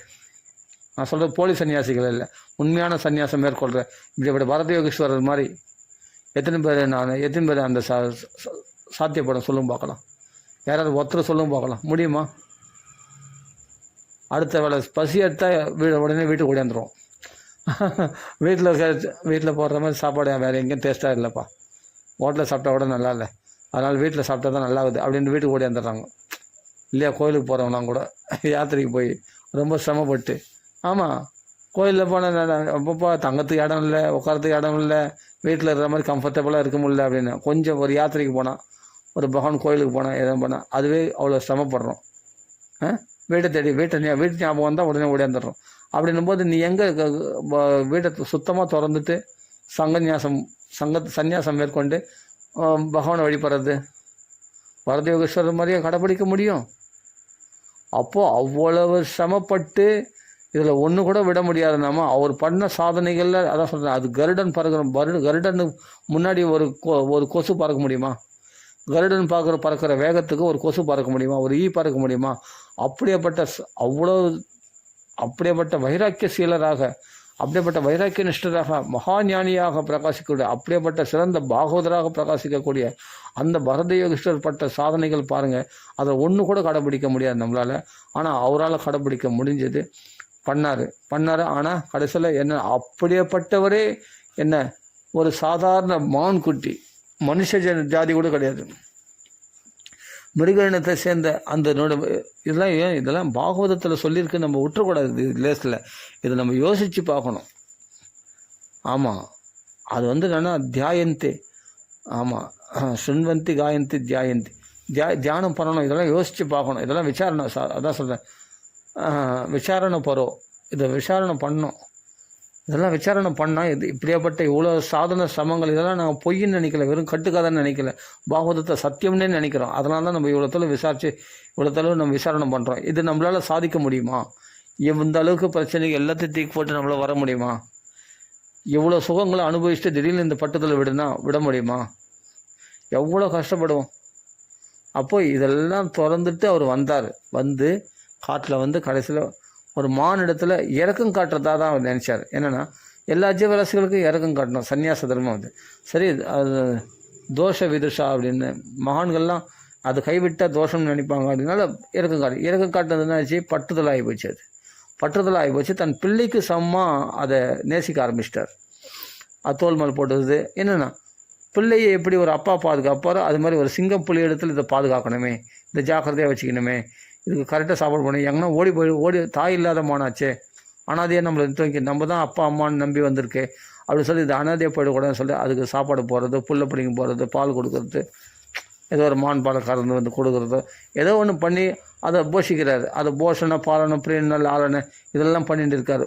கட்சியில் எங்கே வந்துச்சு பத்தியா? இறக்கப்படுறதுனால வந்தது. சந்நியாச தர்மன்றது இறக்கப்படணும். அந்த இறக்கம் பட்டதெல்லாம் கொஞ்சம் தான் டிஃப்ரெண்ட். கொஞ்சம் வழிக்கு வந்துட்டால் போயிடும், எங்கேயோ போயிடும். அது இறக்கன்றது அது பாசமாக மாறிடும், பந்தத்தை உண்டு பண்ணிட்டோம். எப்படி தொண்டரடியை பொடியாழ்வார் இறக்கப்பட்டதுனால ஒரு தேவ இடத்துல போய் விழுந்தாரோ,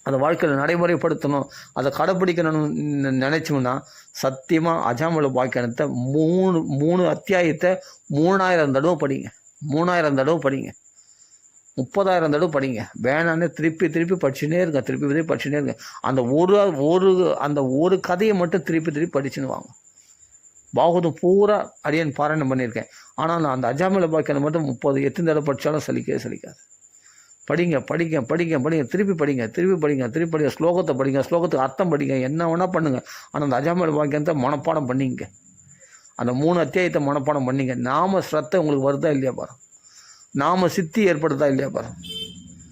நாம சித்தி நம்ம நினச்சதெல்லாம் நடந்தால் நாம சித்தி அப்படின்னு நினச்சிடறோம். கிடையாது.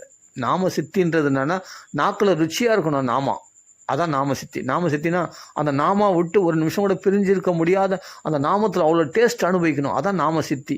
நாம சித்திக்கு அடையாளம் என்னென்னா நாக்கில் எப்போ அந்த நாமா சொல்லும் போதே நாமா சொல்லணுன்னாவே ஆர்வம் பிச்சுன்னு வரணும். நாமா சொல்ல போகிறோம், ராமநாமம் சொல்ல போகிறோம் அப்படின்னு சொல்லி அந்த ராமநாமா அவ்வளோ டேஸ்ட்டாக இருக்கணும். அப்படி ஆர்வத்தை பிச்சுன்னு வந்து நிறைய நாமா சொல்லணும், ராம ராம ராம ராம ராம ராம. அதான் நாம சித்தி ஏற்படுறதுக்கு அடையாளம். அந்த நாமாவை பிரிஞ்சு எப்படி மீன் வந்து தண்ணியிலேருந்து பிரிஞ்சுட்டா துடிச்சு போயிடுமோ, அது மாதிரி நாமத்தை ஒரு நிமிஷம் விட்டு அந்நிய விஷயம் பேசினா அப்படி துடிச்சு போனோமா, அதான் நாம சித்தி ஏற்படுறதுக்கு அடையாளம். அப்படி ஏற்படணும். ஜஷானாமிவ தோயம், ஜஷானாம் தோயம் இப்சிதம் அப்படின்னு. அந்த வந்து மீன்கள் வந்து எப்படி தண்ணிக்கு ஏங்கி இருக்குமோ கரையில் விட்டால், அது மாதிரி கொஞ்சம் பௌதிகத்தில் போனால் கூட இந்த நாமத்துக்கு ஏங்கின, ஐயோ இந்த டைம்லாம் வேஸ்ட் பண்ணுறமே, பகவான் நாம சொல்ல முடியாமல் நம்ம தவிக்கிறோமே, ஐயோ வேஸ்ட்டாக போதே அப்படின்னு சொல்லிட்டு தவிச்சுன்னு உடையந்தரமா அந்த நாமத்தில் நாம சங்கீதம் பண்ணும்போதே குதூகலம் வந்துச்சு, சந்தோஷம் வந்து தண்ணியில் மீன் விழுந்த மாதிரி ஆனந்தமாக நம்ம சுதந்திரமான இடத்துக்கு வந்துட்டோம். அப்படி இருக்கணும். நாமத்தை பிடிச்சிக்கணும். நாமம் நம்மளுக்கு ஃபுல்லாக கவர் பண்ணிட்டோம். அந்த நாமத்தை சித்தின்றது அதுதான், நாம பக்தின்றது அதுதான். இந்த நாமம் வேற இல்லை, பகவான் வேற இல்லை. நீங்கள் நாமா சொல்லினே வந்தால் பகவானுடைய கிருபைக்கு பாத்திரமானவர்கள் தான் நாமா சொல்லுவாங்க. பகவானுடைய கிருபைக்கு பாத்திரம் இல்லாதவர்கள் மற்ற சாதனங்களை அனுஷ்டிப்பார்கள். ஆமாம், தாவம் பண்ணுறேன், யோகம் பண்ணுறேன்னா பகவான் கிருபைக்கு பாத்திரம் இல்லாதவர்கள்.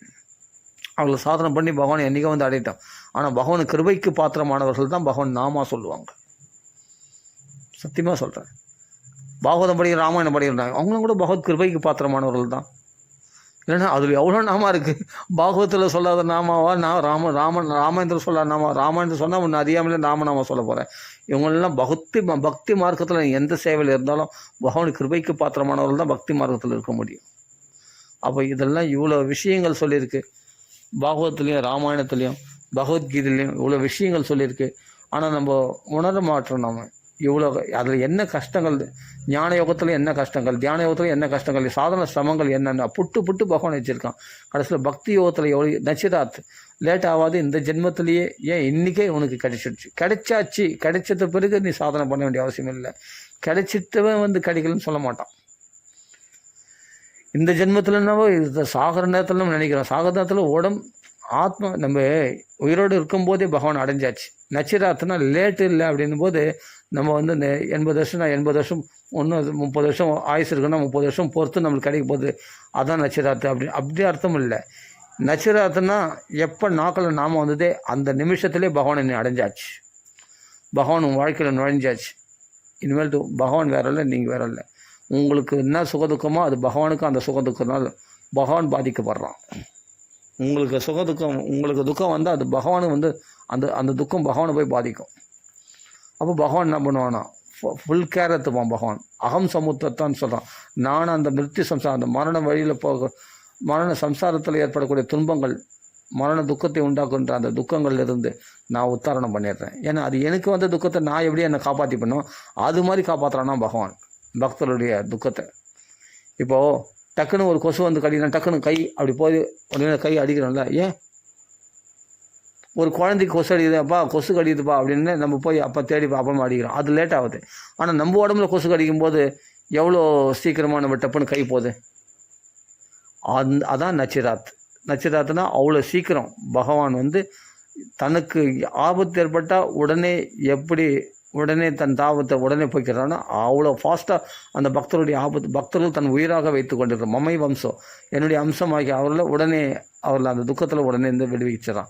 ஏன்னா முக்காலம் அறிந்த பின்னாடி பின்னாடி வர துக்கத்தை முன்னாடியே தெரிஞ்சுக்கிட்டு அது முன்னாடியே அதை போக்கிறதுக்கு வழி ஏற்படுத்திடுறான். அப்போ துக்கம் வந்த பிறகு ஏற்படுத்துறது கிடையாது பகவானை.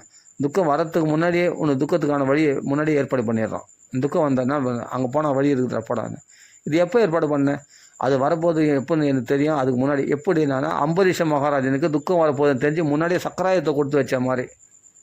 எப்படி திரௌபதிக்கு வந்து துர்வாசன் மூலமாக பிரச்சனை வரப்போதுன்னு முன்னாடியே பகவான் நாமாவை நாக்கில் வச்ச மாதிரி. அது மாதிரி நம்ம ஆபத்துக்கள் வரத்துக்கு முன்னாடியே நமக்கு அதுக்கான பாதுகாப்பையும் பகவான் நம்மளுக்கு முன்னாடி குத்துட்றானா. அம்பரீஷன் சக்கராயுதம் குத்த மாதிரி முன்னாடியே. அது மாதிரி நம்மளுடைய ஆபத்துக்கு முன்னாடியே வரத்துக்கு முன்னாடியே நமக்கு நாக்கில் நாம வர வச்சிட்டான். அப்படின்னா நம்ம ஆபத்துக்கு என்ன வரப்போகுதுன்னு பகவானுக்கு தெரியும். உனக்கு அடுத்த கஷ்டம் என்ன வரப்போகுதுன்னு பகவானுக்கு தெரியும். அதுக்கு முன்னாடி எல்லா ஏற்பாடும் பகவான் பண்ணிட்டான். எப்படி கர்த்தம பிரஜாபதிக்கு முன்னாடியே மனு பிரஜாபதியின் சொப்னத்தில் போய் சொல்லி அந்த நாரதர் மூலமாக சொல்லி அந்த தேவகூதி அம்மாவுக்கு கர்த்தமர் தான் அப்படின்ட்டு எப்படியோ விவாகத்துக்கு இப்போ தான் இவர் பகவான்கள் பிரார்த்தனை பண்ணுறாரு. எனக்கு அனுகூலமான கிரகமேத தேணும்னு அனுகூலமான பத்னி வேணும்னு இப்போ தான் பிரார்த்தனை பண்ணுறாரு. இவர் இதை தான் கேட்க போகிறாருன்னு முன்னாடியே தெரிஞ்சு பகவான் முன்னாடியே நாரதர் போய் தேவகூதிக்கு கர்த்தம பிரஜாபதியுடைய பெருமைகள்லாம் சொல்லி கர்த்தம பிரஜாபதி தேடின்னு வர்றதுக்கான ஏற்பாடுகள்லாம் அங்கே பண்ணியாச்சு. எல்லா ஏற்பாடும் பண்ணி அவன் பார்த்தா பொண்ணை தேடி நீ போவோன்னா பொண்ணு உன்னை தேடி வரும்னு சொல்லி மறுநாள் பரஸ்பா தர்ம கோவிதா அந்த இன்னைக்கு விட்டு நாளைக்கு மறுநாள் பார்த்தா கர்த்தர் தேடி வராரு. ராஜா தேடி வந்து பொண்ணை கொடுக்குறான். காட்டில் இருக்கிற சன்னியாசி கர்த்தம பிரஜாபதிக்கு பிரம்மச்சாரிக்கு. இதை விட என்ன வேணும் பகவத் அனுகிரகத்துக்கு?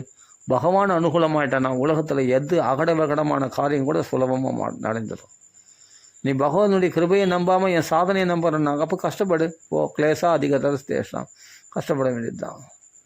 யாரும் கிருபைக்கு பாத்திரமான நாம இன்னைக்கு நாம சொல்கிறவன் பகவானுக்கு அவனுக்கு தேவையான ஃபுல் செக்யூரிட்டி பகவான் ஏற்பாடு பண்ணிடுறான். நாளைக்கு வரக்கூடிய ஆபத்துக்களை இன்றைக்கி ஏற்கனவே முன்னாடி ஒன்று செக்யூரிட்டி பண்ணிடுறான். நீ கிருபைக்கு பாத்திரமானவன். பிரதிக்ஷண அனுக்கிரக பாஜனார்த்தம். ஒவ்வொரு க்ஷணத்துலேயும் நீ ஒவ்வொரு க்ஷணமும் பகவன் நாமா சொல்கிறவன் ஒவ்வொருத்தனுடைய க்ஷணமும் பகவன் நாமத்தில் பொழுதுபோக்குறவனுக்கு பிரதிக்ஷணம் பகவானுடைய அனுக்கிரகத்துக்கு பாத்திரமானவன் அவன். ஆமாம், அனுக்கிரகம் நிக்கிரகமே கிடையாது அவனுக்கு. அனுக்கிரகம் மட்டும்தான். ஒன்லி பாசிட்டிவ் தான், நோ நெகட்டிவ். அவன் வாழ்க்கையை பீஸ்ஃபுல்லாக போகலாம். பகவான் ஃபுல் பாதுகாப்பு கொடுக்குறான் அவனுக்கு, ஃபுல் செக்யூரிட்டி. ஆனால் என்ன ஒன்று கேரண்டி கொடுனா அந்நிய தெய்வத்தை அனன்யேன வேறு விஷயத்தில் மனசு செலுத்தாத, வேறு தெய்வத்தை வழிபடாத, என்னை ஒருத்தனையும் பிடிச்சிக்கோ, கிருஷ்ணனை மட்டும் பிடிச்சிக்கோ. அதில் ராமனு கிருஷ்ணன் 2 பேரும் நாராயணன் தான்.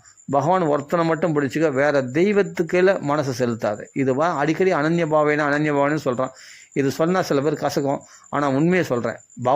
பகவத்கீதையில் பகவான் மாம்ன்றான். மாம்னா என்னென்ன கிருஷ்ணனை ஒருத்தனை தான் சொல்கிறான். என்னை பிடிச்சிக்கோ, என்னை ஒருத்தனை தவிர அந்நிய தெய்வத்தை வழிபடாது, அந்நிய தெய்வத்தை இது பண்ணாது. ஏன்னா அந்நிய தேவதைகள்லாம் என்னை வழிபடுறதுனாலே திருப்தி அடைஞ்சிடும். என்னை வழிபடுறதுனாலே கிருஷ்ணனுக்கு இப்போ ஜலத்தை வேரில் ஊட்டினால் தன்னாலே கிளைகள் இலைகள் அதில் உள்ள பூ காய் பிஞ்சு எல்லாத்தையுமே எப்படி அதுக்குள்ளே போய் சேர வேண்டியது. அந்த சாரமானது அவைகள் அந்த சாரமானது ஊற்றப்படுகிறது, அந்த சாரமானது ஏற்றப்படுகிறதோ, அவைகளுக்கெல்லாம் அந்த சாரமானது கொண்டு போய் சேர்க்கப்படுகிறதோ, அது மாதிரி ஆட்டோமேட்டிக்காக ஆணி வேரில் தண்ணி ஊற்றினா, அந்த வேரில் தண்ணி ஊற்றினா ஆட்டோமேட்டிக்காக மற்ற கிளைகளும் போய் சேருதோ. அதே மாதிரி பகவானுக்கு அச்சுதனுக்கு பண்ணக்கூடிய பூஜையானது சகல தேவதைகளையும் திருப்திப்படுத்துகிறது. நீ தனியாக ஒரு தேவதைகளை வழிபடணும் அவசியம் இல்லை. கிருஷ்ணனை வழிபட்டாவே சர்வ தேவதா திருப்தி உண்டாகும். வேறு ஒன்றும் இல்லை. ராம கைங்கரியத்துக்கு போனார். இந்திரன் சந்திரன் எல்லாம் வரம் கொடுக்குறாங்க ஆஞ்சநேயருக்கு உதவி பண்ண மைனாக பருவத்துக்கு சில தேவர்களும் வந்து அவ்வளோ ஆசீர்வாதங்களை பண்ணுறாங்க, வரங்களை வர்ஷிக்கிறாங்க. எந்த இந்திரன் அந்த மைனாக பருவத்தினுடைய ரெக்கையை வெட்ட ஆசைப்பட்டிருந்தானோ, அந்த மலையை பொடி ஆகணும்னு ஆசைப்பட்டிருந்தானோ, அந்த மைனாக பருவத்துக்கு நிறைய வரங்களை கொடுத்துட்டு போகிறான் இந்திரன். ஏன்னா ராம கைங்கத்துக்காக போகிற ஆஞ்சநேயருக்கு உதவி பண்ணது ஒரு காரணத்துக்காக. ஏன்னா அவ்வளோ வசதி ராமநாமத்தை பிடிச்சிக்கிட்டா சர்வ தேவதைகளும் திருப்தி அடையணும். நம்ம வீட்டில் இருக்கிற விநாயகர்லாம் நம்ம கூட பேச வரோம். நான் சொல்ல வால்மீகி ராமாயணத்தில் கடைசியில் முடியும் போது வால்மீகி சொல்கிறாரு, அந்த விநாயகர் போன்ற தேவதைகளாம் நம்ம கூட பேசுன்றாரு. ஆமாம், பிரத்யட்சமாயிடன்றாரு, சாட்சாத்காரம். அப்போனா அந்த தேவதைகளாம் திருப்தி அடையாமல் எப்படி பிரத்யட்சமாயிடும்? பகவானுடைய நாமா சொல்கிறவன், ராமநாமா சொல்கிறவன், ராமாயணம் படிக்கிறவன் வீட்டில் விநாயகர் போன்ற தேவதைகள்லாம் வந்து பேசணும்னா அப்படின்னா நான் விநாயகர்னா அதான் ஆதி முதல் கடவுள் அவர் தான். அவரை வழிபட்டு தான். அப்போ அவரே இது பண்ணியிருந்தா அப்புறம் எல்லா முடிவான யாருன்னா நாராயணன், முதல் யாருன்னா விநாயகர், விநாயகர்லேருந்து முடிவான நாராயணன், அதாவது மோட்சத்துக்கு முடிவு. அப்படிப்பட்ட முடிவு வரைக்கும் சகல தேவதைகளையும் நீ திருப்திப்படுத்திடுறேன். அப்போ அம்மன், அவங்க சிவன், எல்லாமே விநாயகர், முருகர் எல்லாரும் சந்தோஷம் அடைஞ்சிடறாங்க. 33 தேவர்களும் சந்தோஷம் அடைஞ்சிடறாங்க. வெறும் நாராயணன் நாமா சொல்கிறதுனால, வெறும் ராமான்னு சொல்கிறதுனாலே. நீ தனியாக ஒரு தேவதை வழிபடும் போது என்னென்னா, என்னை நம்பலையே அப்படின்னு பகவானுக்கு வருத்தமாக இருக்குமா? நான் நம்மளை நம்பலையே போல இருக்கு, நம்மளை நம்பிக்கை இல்லை போல இருக்கு. அங்கேயும் வழிபடுறான், எங்கேயும் வழிபடுறான். என்னை வழிபட்டாவே எல்லா தேவதையும் திருப்தி அடைஞ்சிடுமே, இவன் ஏன் வேறு தனியாக போய் தேவதை வழிபடுறான் அப்படின்னு பகவானுக்கு கொஞ்சம் வருத்தமாக இருக்கும். எந்த தேவதைகளையும் நம்ம அவமதிக்கக்கூடாது. அனசூய வகா. நீ கிருஷ்ணனை வழிபடுறான்னா கிருஷ்ணனை வசத்தியாக நினச்சிக்கோ. ஆனால் மற்ற தேவதைகளை ஒரு வார்த்தை கூட சொல்லக்கூடாது. ஏன்னா பகவானுடைய சேவகர்கள் அவங்களாம், பகவானுடைய அங்கங்கள் அவங்களாம். அவர்களுடைய உதவினால்தான் நீ பகவான் பக்தியில் நீ ஸ்திரமாக இருக்க முடியும். அப்போ அவர்களெல்லாம் எதில் சந்தோஷம் அடைகிறானா? பகவான் நாமா சொல்கிறதுனால சந்தோஷம் அடைகிறாங்க. அப்போ பார்வதி சந்தோஷம் அடைகிறார், சிவபெருமான் சந்தோஷம் அடைகிறார். ஏன்னா சிவனுக்கு பார்வதி உபதேசம் பண்ணதே ராமநாமம் தான். அதில் அவங்க அவ்வளோ குதூகலிக்கிறாங்க. நமக்காக வாங்கி கொடுத்தது யாருன்னா சிவன் தான் வாங்கி கொடுத்தாரு ராமநாமத்தை நமக்கு. அப்போ அவங்க உதவி இல்லாமல் எப்படி நீ ராமநாமம் சொல்ல முடியும்? அப்போ அந்த தேவதைகள் உதவி தேவை கண்டிப்பாக. அப்போ சிவன் பார்வதி எல்லாமே சந்தோஷம் அடைகிறாங்க பகவான் நாமத்தினால. அதை வாங்கி கொடுத்தது யார்? சிவபெருமான் தானே. அவர் தானே ஆஞ்சநேயராக வந்து ராமநாமம் சொல்கிறார். அப்போது பகவானுடைய சேவகர்கள் எல்லாமே அப்போ பகவானை அப்போ அவர் சொல்கிற வழியில் கடைப்பிடிக்கும் போது இவருக்கு பேர் உதவி இல்லாமல் நீ நாமா சொல்ல முடியாது. அப்போ தேவர்களுடைய உதவி வேணும் கண்டிப்பாக. அப்போ தேவர்கள் அனுகூலமாக இருக்கிறாங்க. எதனால்னா ராமநாமா சொல்கிறதுனால. அப்போ அவர் காட்டிய வழி நீ கடைப்பிடிச்சிட்டு அதே சமயத்தில் தேவதைகளையும் குறை சொல்லாமல் நிந்தி அனுசூய வகா, அசூயை இல்லாமல் மற்ற தேவதைகளை நிந்திக்காமல் அந்த தேவதைகளுக்கு நமஸ்காரம் பண்ணிட்டு எனக்கு மேலும் மேலும் கிருஷ்ண பக்தி, எப்படி காத்தியாயன நோன்பு இருந்து கிருஷ்ணனை அடையினதுக்காக பிரார்த்தனை பண்ணாங்களோ கோபிகள், அது மாதிரி மற்ற தேவதைகளிடத்தில் நீங்கள் வழிபட நினைச்சாலும் வழிபட்டு கிருஷ்ண பக்தி வேணும்னு கேட்கணும். ராம் பக்தி வேணும், ராமநாமம் நிறைய வரணும், அப்படி தான் கேட்கணுமே தவிர தனியாக கிருஷ்ணனை காப்பாற்ற முடியாத ஒரு விஷயத்தை இவங்க காப்பாற்றுவாங்கன்னு வேறு தேவதை வழிபட வேண்டிய அவசியமே இல்லை. கிருஷ்ணனை நினைச்சாதான் மற்ற தேவதைகள் கூட உங்களுக்கு அனுகிரகம் பண்ணணும். ஆமாம், பகவான் கீதையில் சொல்கிறான், நான் கொடுத்து தான் மற்ற தேவதைகள் உங்களுக்கு கொடுக்குறது, நீங்கள் வழிபடுற தேவதைகள் கொடுக்குறாங்க. அதனால் பிரித்து பார்க்காது. பகவானுடைய அங்கங்கள் அவங்களாம் தேவதைகள். பகவானை வழிபட்டாவே அவர்களெல்லாம் சந்தோஷமாக. ஒரு குடும்பத்தில் ஒரு குடும்ப தலைவனை பிடிச்சிட்டாவே அந்த குடும்பம் அனுகூலமாக இருக்குதுன்னு அர்த்தம். அதனால் 33 தேவர்களை தனித்தனியாக வழிபட்டு நான் அந்த சாதனை எனக்கு இந்த ஆசை கொடு அப்படின்னு கேட்டால் அது தேவையில்லாத ஒன்று. பகவான் நினைச்சாதான் அந்த தேவதைகளால் கொடுக்க முடியும். அதனால் எங்கே போனாலும் இங்கே தான் வந்தாகணும். அதனால் பகவானை வழிபடுங்க. ஈஸியாக மோட்சம் வரைக்கும் பகவான் அனுகிரகம் பண்ணுவான். அப்போ தேவதைகள் விநாயகர் தொடங்கி எல்லா தேவதைகளும் உங்களுக்கு அனுகூலமாகிடும். அதனால் பகவானை வழிபட்டாவே போதுமானது. அதனால் ராமநாமா சொல்லுங்கள், பகவான் நாமா நிறைய சொல்லுங்கள். நம்ம தான் இப்போ வேறு தேவதைகளை பற்றி சொன்னேன். வேறு உபாசனைகள் கூட தேவையில்லை. ஞானமோ தியானமோ தவமோ எதுவுமே பண்ண வேண்டியதில்லை. நாமா மட்டும் சொன்னால் போதுமானது. இது இன்றைக்கி டிசம்பர் கடைசி 31 டிசம்பர். அடுத்த வருஷம் ஜனவரி மாதம் 24 வருஷம் இங்கிலீஷு ஆங்கில புத்தாண்டு தொடர்கிறது. எல்லாருக்கும் ஆங்கில புத்தாண்டு வாழ்த்துக்கள். இப்போ அடுத்த வருஷத்துலேருந்து எல்லாமே ஒரு தீர்மானம் எடுத்துங்க. இத்தனை ராமநாமா சொல்லாமல் நான் தூங்குறதில்ல சாப்பிட்றதில்ல அப்படின்னு ஒரு தீர்மானம் எடுத்துட்டு இப்போ நம்ம முதல் வருஷம் இது தமிழ் புத்தாண்டோ ஆங்கில புத்தாண்டோ ஏதோ ஒரு புத்தாண்டு மொத்தம் 2024 நாம் ஒரு முடிவு எடுத்துப்போம். இனிமேல் ராமநாமா தான். காலையில் எழுந்த உடனே நல்லா ப்ரஷ் பண்ணிவிட்டு அழகாக நல்லா ஸ்நானம் பண்ணிவிட்டு அழகாக உட்காந்து நிறைய நாமா சொல்லணும். ராமநாமத்துக்கு டைம் ஸ்பெண்ட் பண்ணும்போது தான் ஃபஸ்ட் கிளாஸ் டைம். அதுதான் நல்ல வேல்யூபலாக டைமை வேல்யூபலாக நீங்கள் பயன்படுத்துகிறீங்கன்னு அர்த்தம். ஃபஸ்ட் கிளாஸாக பகவானுடைய கிருபைக்கு பாத்திரம் ஆகிட்டீங்க. அதனால தான் நாமா சொல்கிறீங்க. நிறைய நாம மகாராஜ சத்குரு முரளிதர சுவாமிஜி இந்த ராமநாம பெருமையை நிறைய சொல்லியிருக்காரு. எத்தனையோ உபன்யாசங்களை ராமநாம பெருமையை தான் நிறைய சொல்லியிருக்காரு மகாராஜ சத்குரு முரளிதர சுவாமிஜிக்கு. நிறைய ராமநாம பெருமையை சொல்லுவோம். அவரது கேட்கும்போது தான் எனக்கு ரொம்ப புஷ்டியாக இருக்கும். அவரது கேட்கும்போது தான் ராமநாமத்தில் ரொம்ப ஆசை வரும்.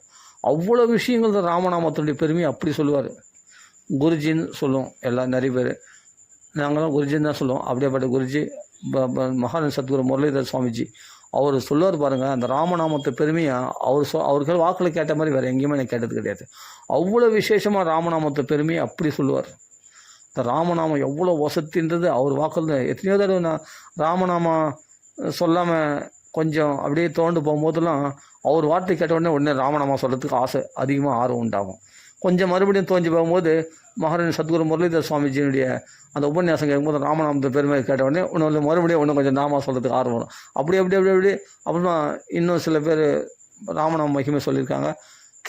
யார் சொன்னாலும் சரி, இவர் சொன்ன மாதிரி சொன்னதில்லை, இவர் தான் ஃபஸ்ட் கிளாஸாக சொல்லியிருக்கார். இவர் நாமத்தின் மகிமை அப்படி சொல்லியிருக்கார். சொல்லும்போது மறுபடியும் இப்படியே படிப்படியாக அப்போ ராமநாமத்தில் தீவிரமாயிடுது. அந்த நாமத்தினுடைய நாம சித்தாந்தத்து நாம ருச்சி அது பகவன் நாம போதேந்திரால் அவர் வாக்குலப்பா அந்த ரசோதையும் படிக்க அந்த நாமத்தில் அவ்வளோ ருச்சி ஏற்பட்டது. அப்போ நாம ருச்சி அதிகமாக வரணும்னா அப்படியேப்பட்ட மகான்கள் நாம சித்தாந்தம் பண்ண பிரம்ம பகவன் நாம போதேந்திரால் வாக்குலையும், அதே ராமநாம பேங்க்கில் போனால் அங்கே ராமநாமத்துடைய மகிமையும், அதே சமயத்தில் மகாராஜ் சத்குரு முரளிதர் சுவாமிஜி வாக்கில் கேட்குற அந்த ராமநாம மகிமையும் அப்போ யோகிராம் சுரத்குமார் அவர் வாக்கில் கேட்குற நாம மகிமையும், அவன் ஸ்ரீல பிரபுபாதா அவரால் சொல்லக்கூடிய நாம மகிமையும் கேட்டு தான் எனக்கு ரொம்ப இன்ட்ரெஸ்ட் வந்தது. அது பகவானே குருவாக இருந்ததுனால தான் இத்தனை இடத்துல எனக்கு நாம கேட்க வச்சு இப்படிப்பட்ட பெரிய அனுகிரகம் பண்ணான், இல்லைன்னு சொல்ல முடியாது. அதனால் இவங்க இந்த மகாத்மாக்கள் வாக்கில் நாம மகிமை கேட்டு அந்த நாமத்தில் ருச்சி அதிகமாக ஏற்படும். வெறித்தனமான நாமத்தில் ருச்சி ஏற்படும். அதனால் தேவையில்லாமல் பொழுதுபோக்கு சாதனைகள்லாம் தூக்கி போட்டுட்டு சர்வதர்மன் பரித்தேஜ அது தர்மன் தூக்கி போட்டு கிருஷ்ணனே கதின்னு பகவான் நாமத்தினால் இன்றைக்கி உட்காருங்க. இன்றைக்கி உட்காந்து நாமா விடிய நாமா சொல்லுங்கள். இதில் நீங்கள் ஆரோக்கியம்லாம் நல்லா பர்ஃபெக்டாக வந்துடும். இதுக்காக நீ எதை வேணால் தியாகம் பண்ணலாம். சாப்பாடை தியாகம் பண்ணு, தூக்கம் தியாகம் பண்ணி எதனா பண்ணிக்கோ. ஆனால் நாமா சொல்கிறத மட்டும் மறக்காத. உடம்புலாம் ஹுஷ்டம் ஆகட்டும், நாக்கெல்லாம் புண்ணாகட்டும், பரவாயில்ல, நாமா சொல்கிறது விடாதீங்க. நாமா சொல்கிறதால நாக்கு புண்ணானோட பரவாயில்ல, சொல்ல விடாதீங்க. நிறைய தயிர் சாப்பிடுங்க, நிறைய சாப்பாடு சாப்பிடுங்க, நல்ல தண்ணி குடிங்க. அதெல்லாம் உட்காந்து நாமா சொல்லுங்கள். வேறு எந்த வேலையும் கிடையாது. உங்கள் பிரச்சனை தீரணுன்னா இன்றைக்கி உட்காந்து 24 தொடர்ந்து நாமா சொல்லினே இருங்க. எவ்வளோ நேரம் நாமா சொல்ல முடியும்? பிரச்சனை தீர்தா இல்லையா பாருங்கள். பிரச்சனை தீரலன்னு பகவானை குறை சொல்கிறது, வேறு எங்கேயா கோயிலாக அலையிறது, இதெல்லாம் வேணாம். கோயில்களாக அலைஞ்சதெல்லாம் போதும். எவ்வளோ கோயில்கள்லாம் அலைஞ்சி சாதன சிரமங்கள் பட்டதெல்லாம் போதும். ஒரே இடத்துல உட்காந்த இடத்துல நாமா சொல்கிறது தான் ரொம்ப பெஸ்ட். ஒரே இடத்துல உட்காந்து நாமா சொல்கிறது தான் ரொம்ப பெஸ்ட். அதே சமயம் ஒரே இடத்துல உட்காந்து பாராயணம் பண்ணுறது தான் பெஸ்ட். பாராயணமோ நாம சிங்கத்தினமோ நிறைய பண்ணுங்கள். பாராயணம் பண்ணுறது எல்லாம் வசதி தான். இருந்தாலும் நாமா தான் ரொம்ப சிறந்தது, ஈஸி. ராமான்னு சொல்கிறது ரொம்ப ஈஸி. அது பாக்கியம் இருந்தால் தான் நாமா சொல்ல வரும் நாக்கில். அதனால் 1000 சாதனைகள் வேணாம். 1000 தீர்த்த யாத்திரை போகிறேன், அங்கே போகிறேன், கோயில் குளம் போகிறேன், அங்கே வர்றேன், இங்கே வரேன்னு அவஸ்தைப்பட வேணாம். அழகாக வீட்டில் உட்காந்து ஒரே இடத்துல உட்காந்து நாமா சொல்கிறது தான் எல்லா க்ஷேத்திர புண்ணியமும், எல்லா புண்ணியங்களும் உங்களுக்கு கிடைச்சிடும். எல்லா புண்ணியம் பண்ணியிருந்தால் தான் நாமா சொல்ல வரும். எல்லா புண்ணியத்துடைய பலனும் உங்களுக்கு எத்பலம் நாஸ்தி தபஸா யோகேன சமாதினா தத்பலம் லபதே சமய கலோகேஷன். தபஸ் பலன், யோக பலன், சமாதி வரைக்கும் கூடிய எல்லா பலன்களும், புண்ணியத்துக்கு போன பலன், தான தர்மங்கள் பல பலன், ஞானத்தை எல்லா பலன்களும் உங்களுக்கு கிடைச்சிடும். நாமத்தினால உங்களுக்கு கிடைக்காத விஷயமே கிடையாது. தர்மம், அர்த்தம், காமோட்சம் எல்லாமே கிடைச்சிடும். அதே சமயத்தில் உங்களுக்கு தபஸ் பலன், யோக பலன், எல்லா பலனும் கிடைச்சிடும். அந்த தபஸ்னால அஷ்டமா சித்திகள் கைவரப்படும், ஞானம் பிறக்கும், பகவத் சாட்சாத்காரமே ஆகிடும். வைகுண்டவாசியே நம்ம கண்ணு முன்னாடி தெரிவார். கோலகவாசியான கிருஷ்ணன் தெரியும், அயோத்தியா தாமத்தில் இருக்க பகவான் ராமர் தெரியும். உங்களுக்கு யார் தியானம் பண்ணுறீங்களோ அவரெல்லாம் உங்களுக்கு பிரத்யட்சமாகிடுவாங்க. விநாயகர் முதல் சிறு தேவதை முதல் கொண்டு எல்லாரும் கூட பேச முடியும், பேசுவாங்க கூட. அந்தளவுக்கு நாமா நிறைய திடமாக நிறைய நாம ஜபம் பண்ணுங்கள், நிறைய நாமா சொல்லுங்கள். இவ்வளவு சாஸ்திரம் சொல்லியிருக்கு, நான் சொல்லலை, இத்தனையும் நடக்கும்னு சாஸ்திரம் சொல்லியிருக்கு. இதுக்கு மேலே வேறு என்ன சொல்ல முடியும்? நாமத்துடைய மகிமையை இதெல்லாம் ஒரு அதனால் என்ன சொல்கிறேன், அடிக்கடி பாகவதத்தில் அஜாமல வாக்கியானத்தை படிங்க. அஜாமல வாக்கியானத்தை 3 தடவை அந்த 3 அத்தியாயம் தான், அந்த 30,000 தடவை படிங்க. திருப்பி படிங்க. ஏற்கனவே படிச்சது அதெல்லாம் வேணாம் அப்படின்னு நினைக்காதீங்க. அது டைம் பாஸுக்காக படிக்கிறதில்ல, அதுதான் நம்ம வாழ்க்கைன்னு நினச்சிங்க. அஜாமல வாக்கியானம் தான் நம்ம வாழ்க்கையே.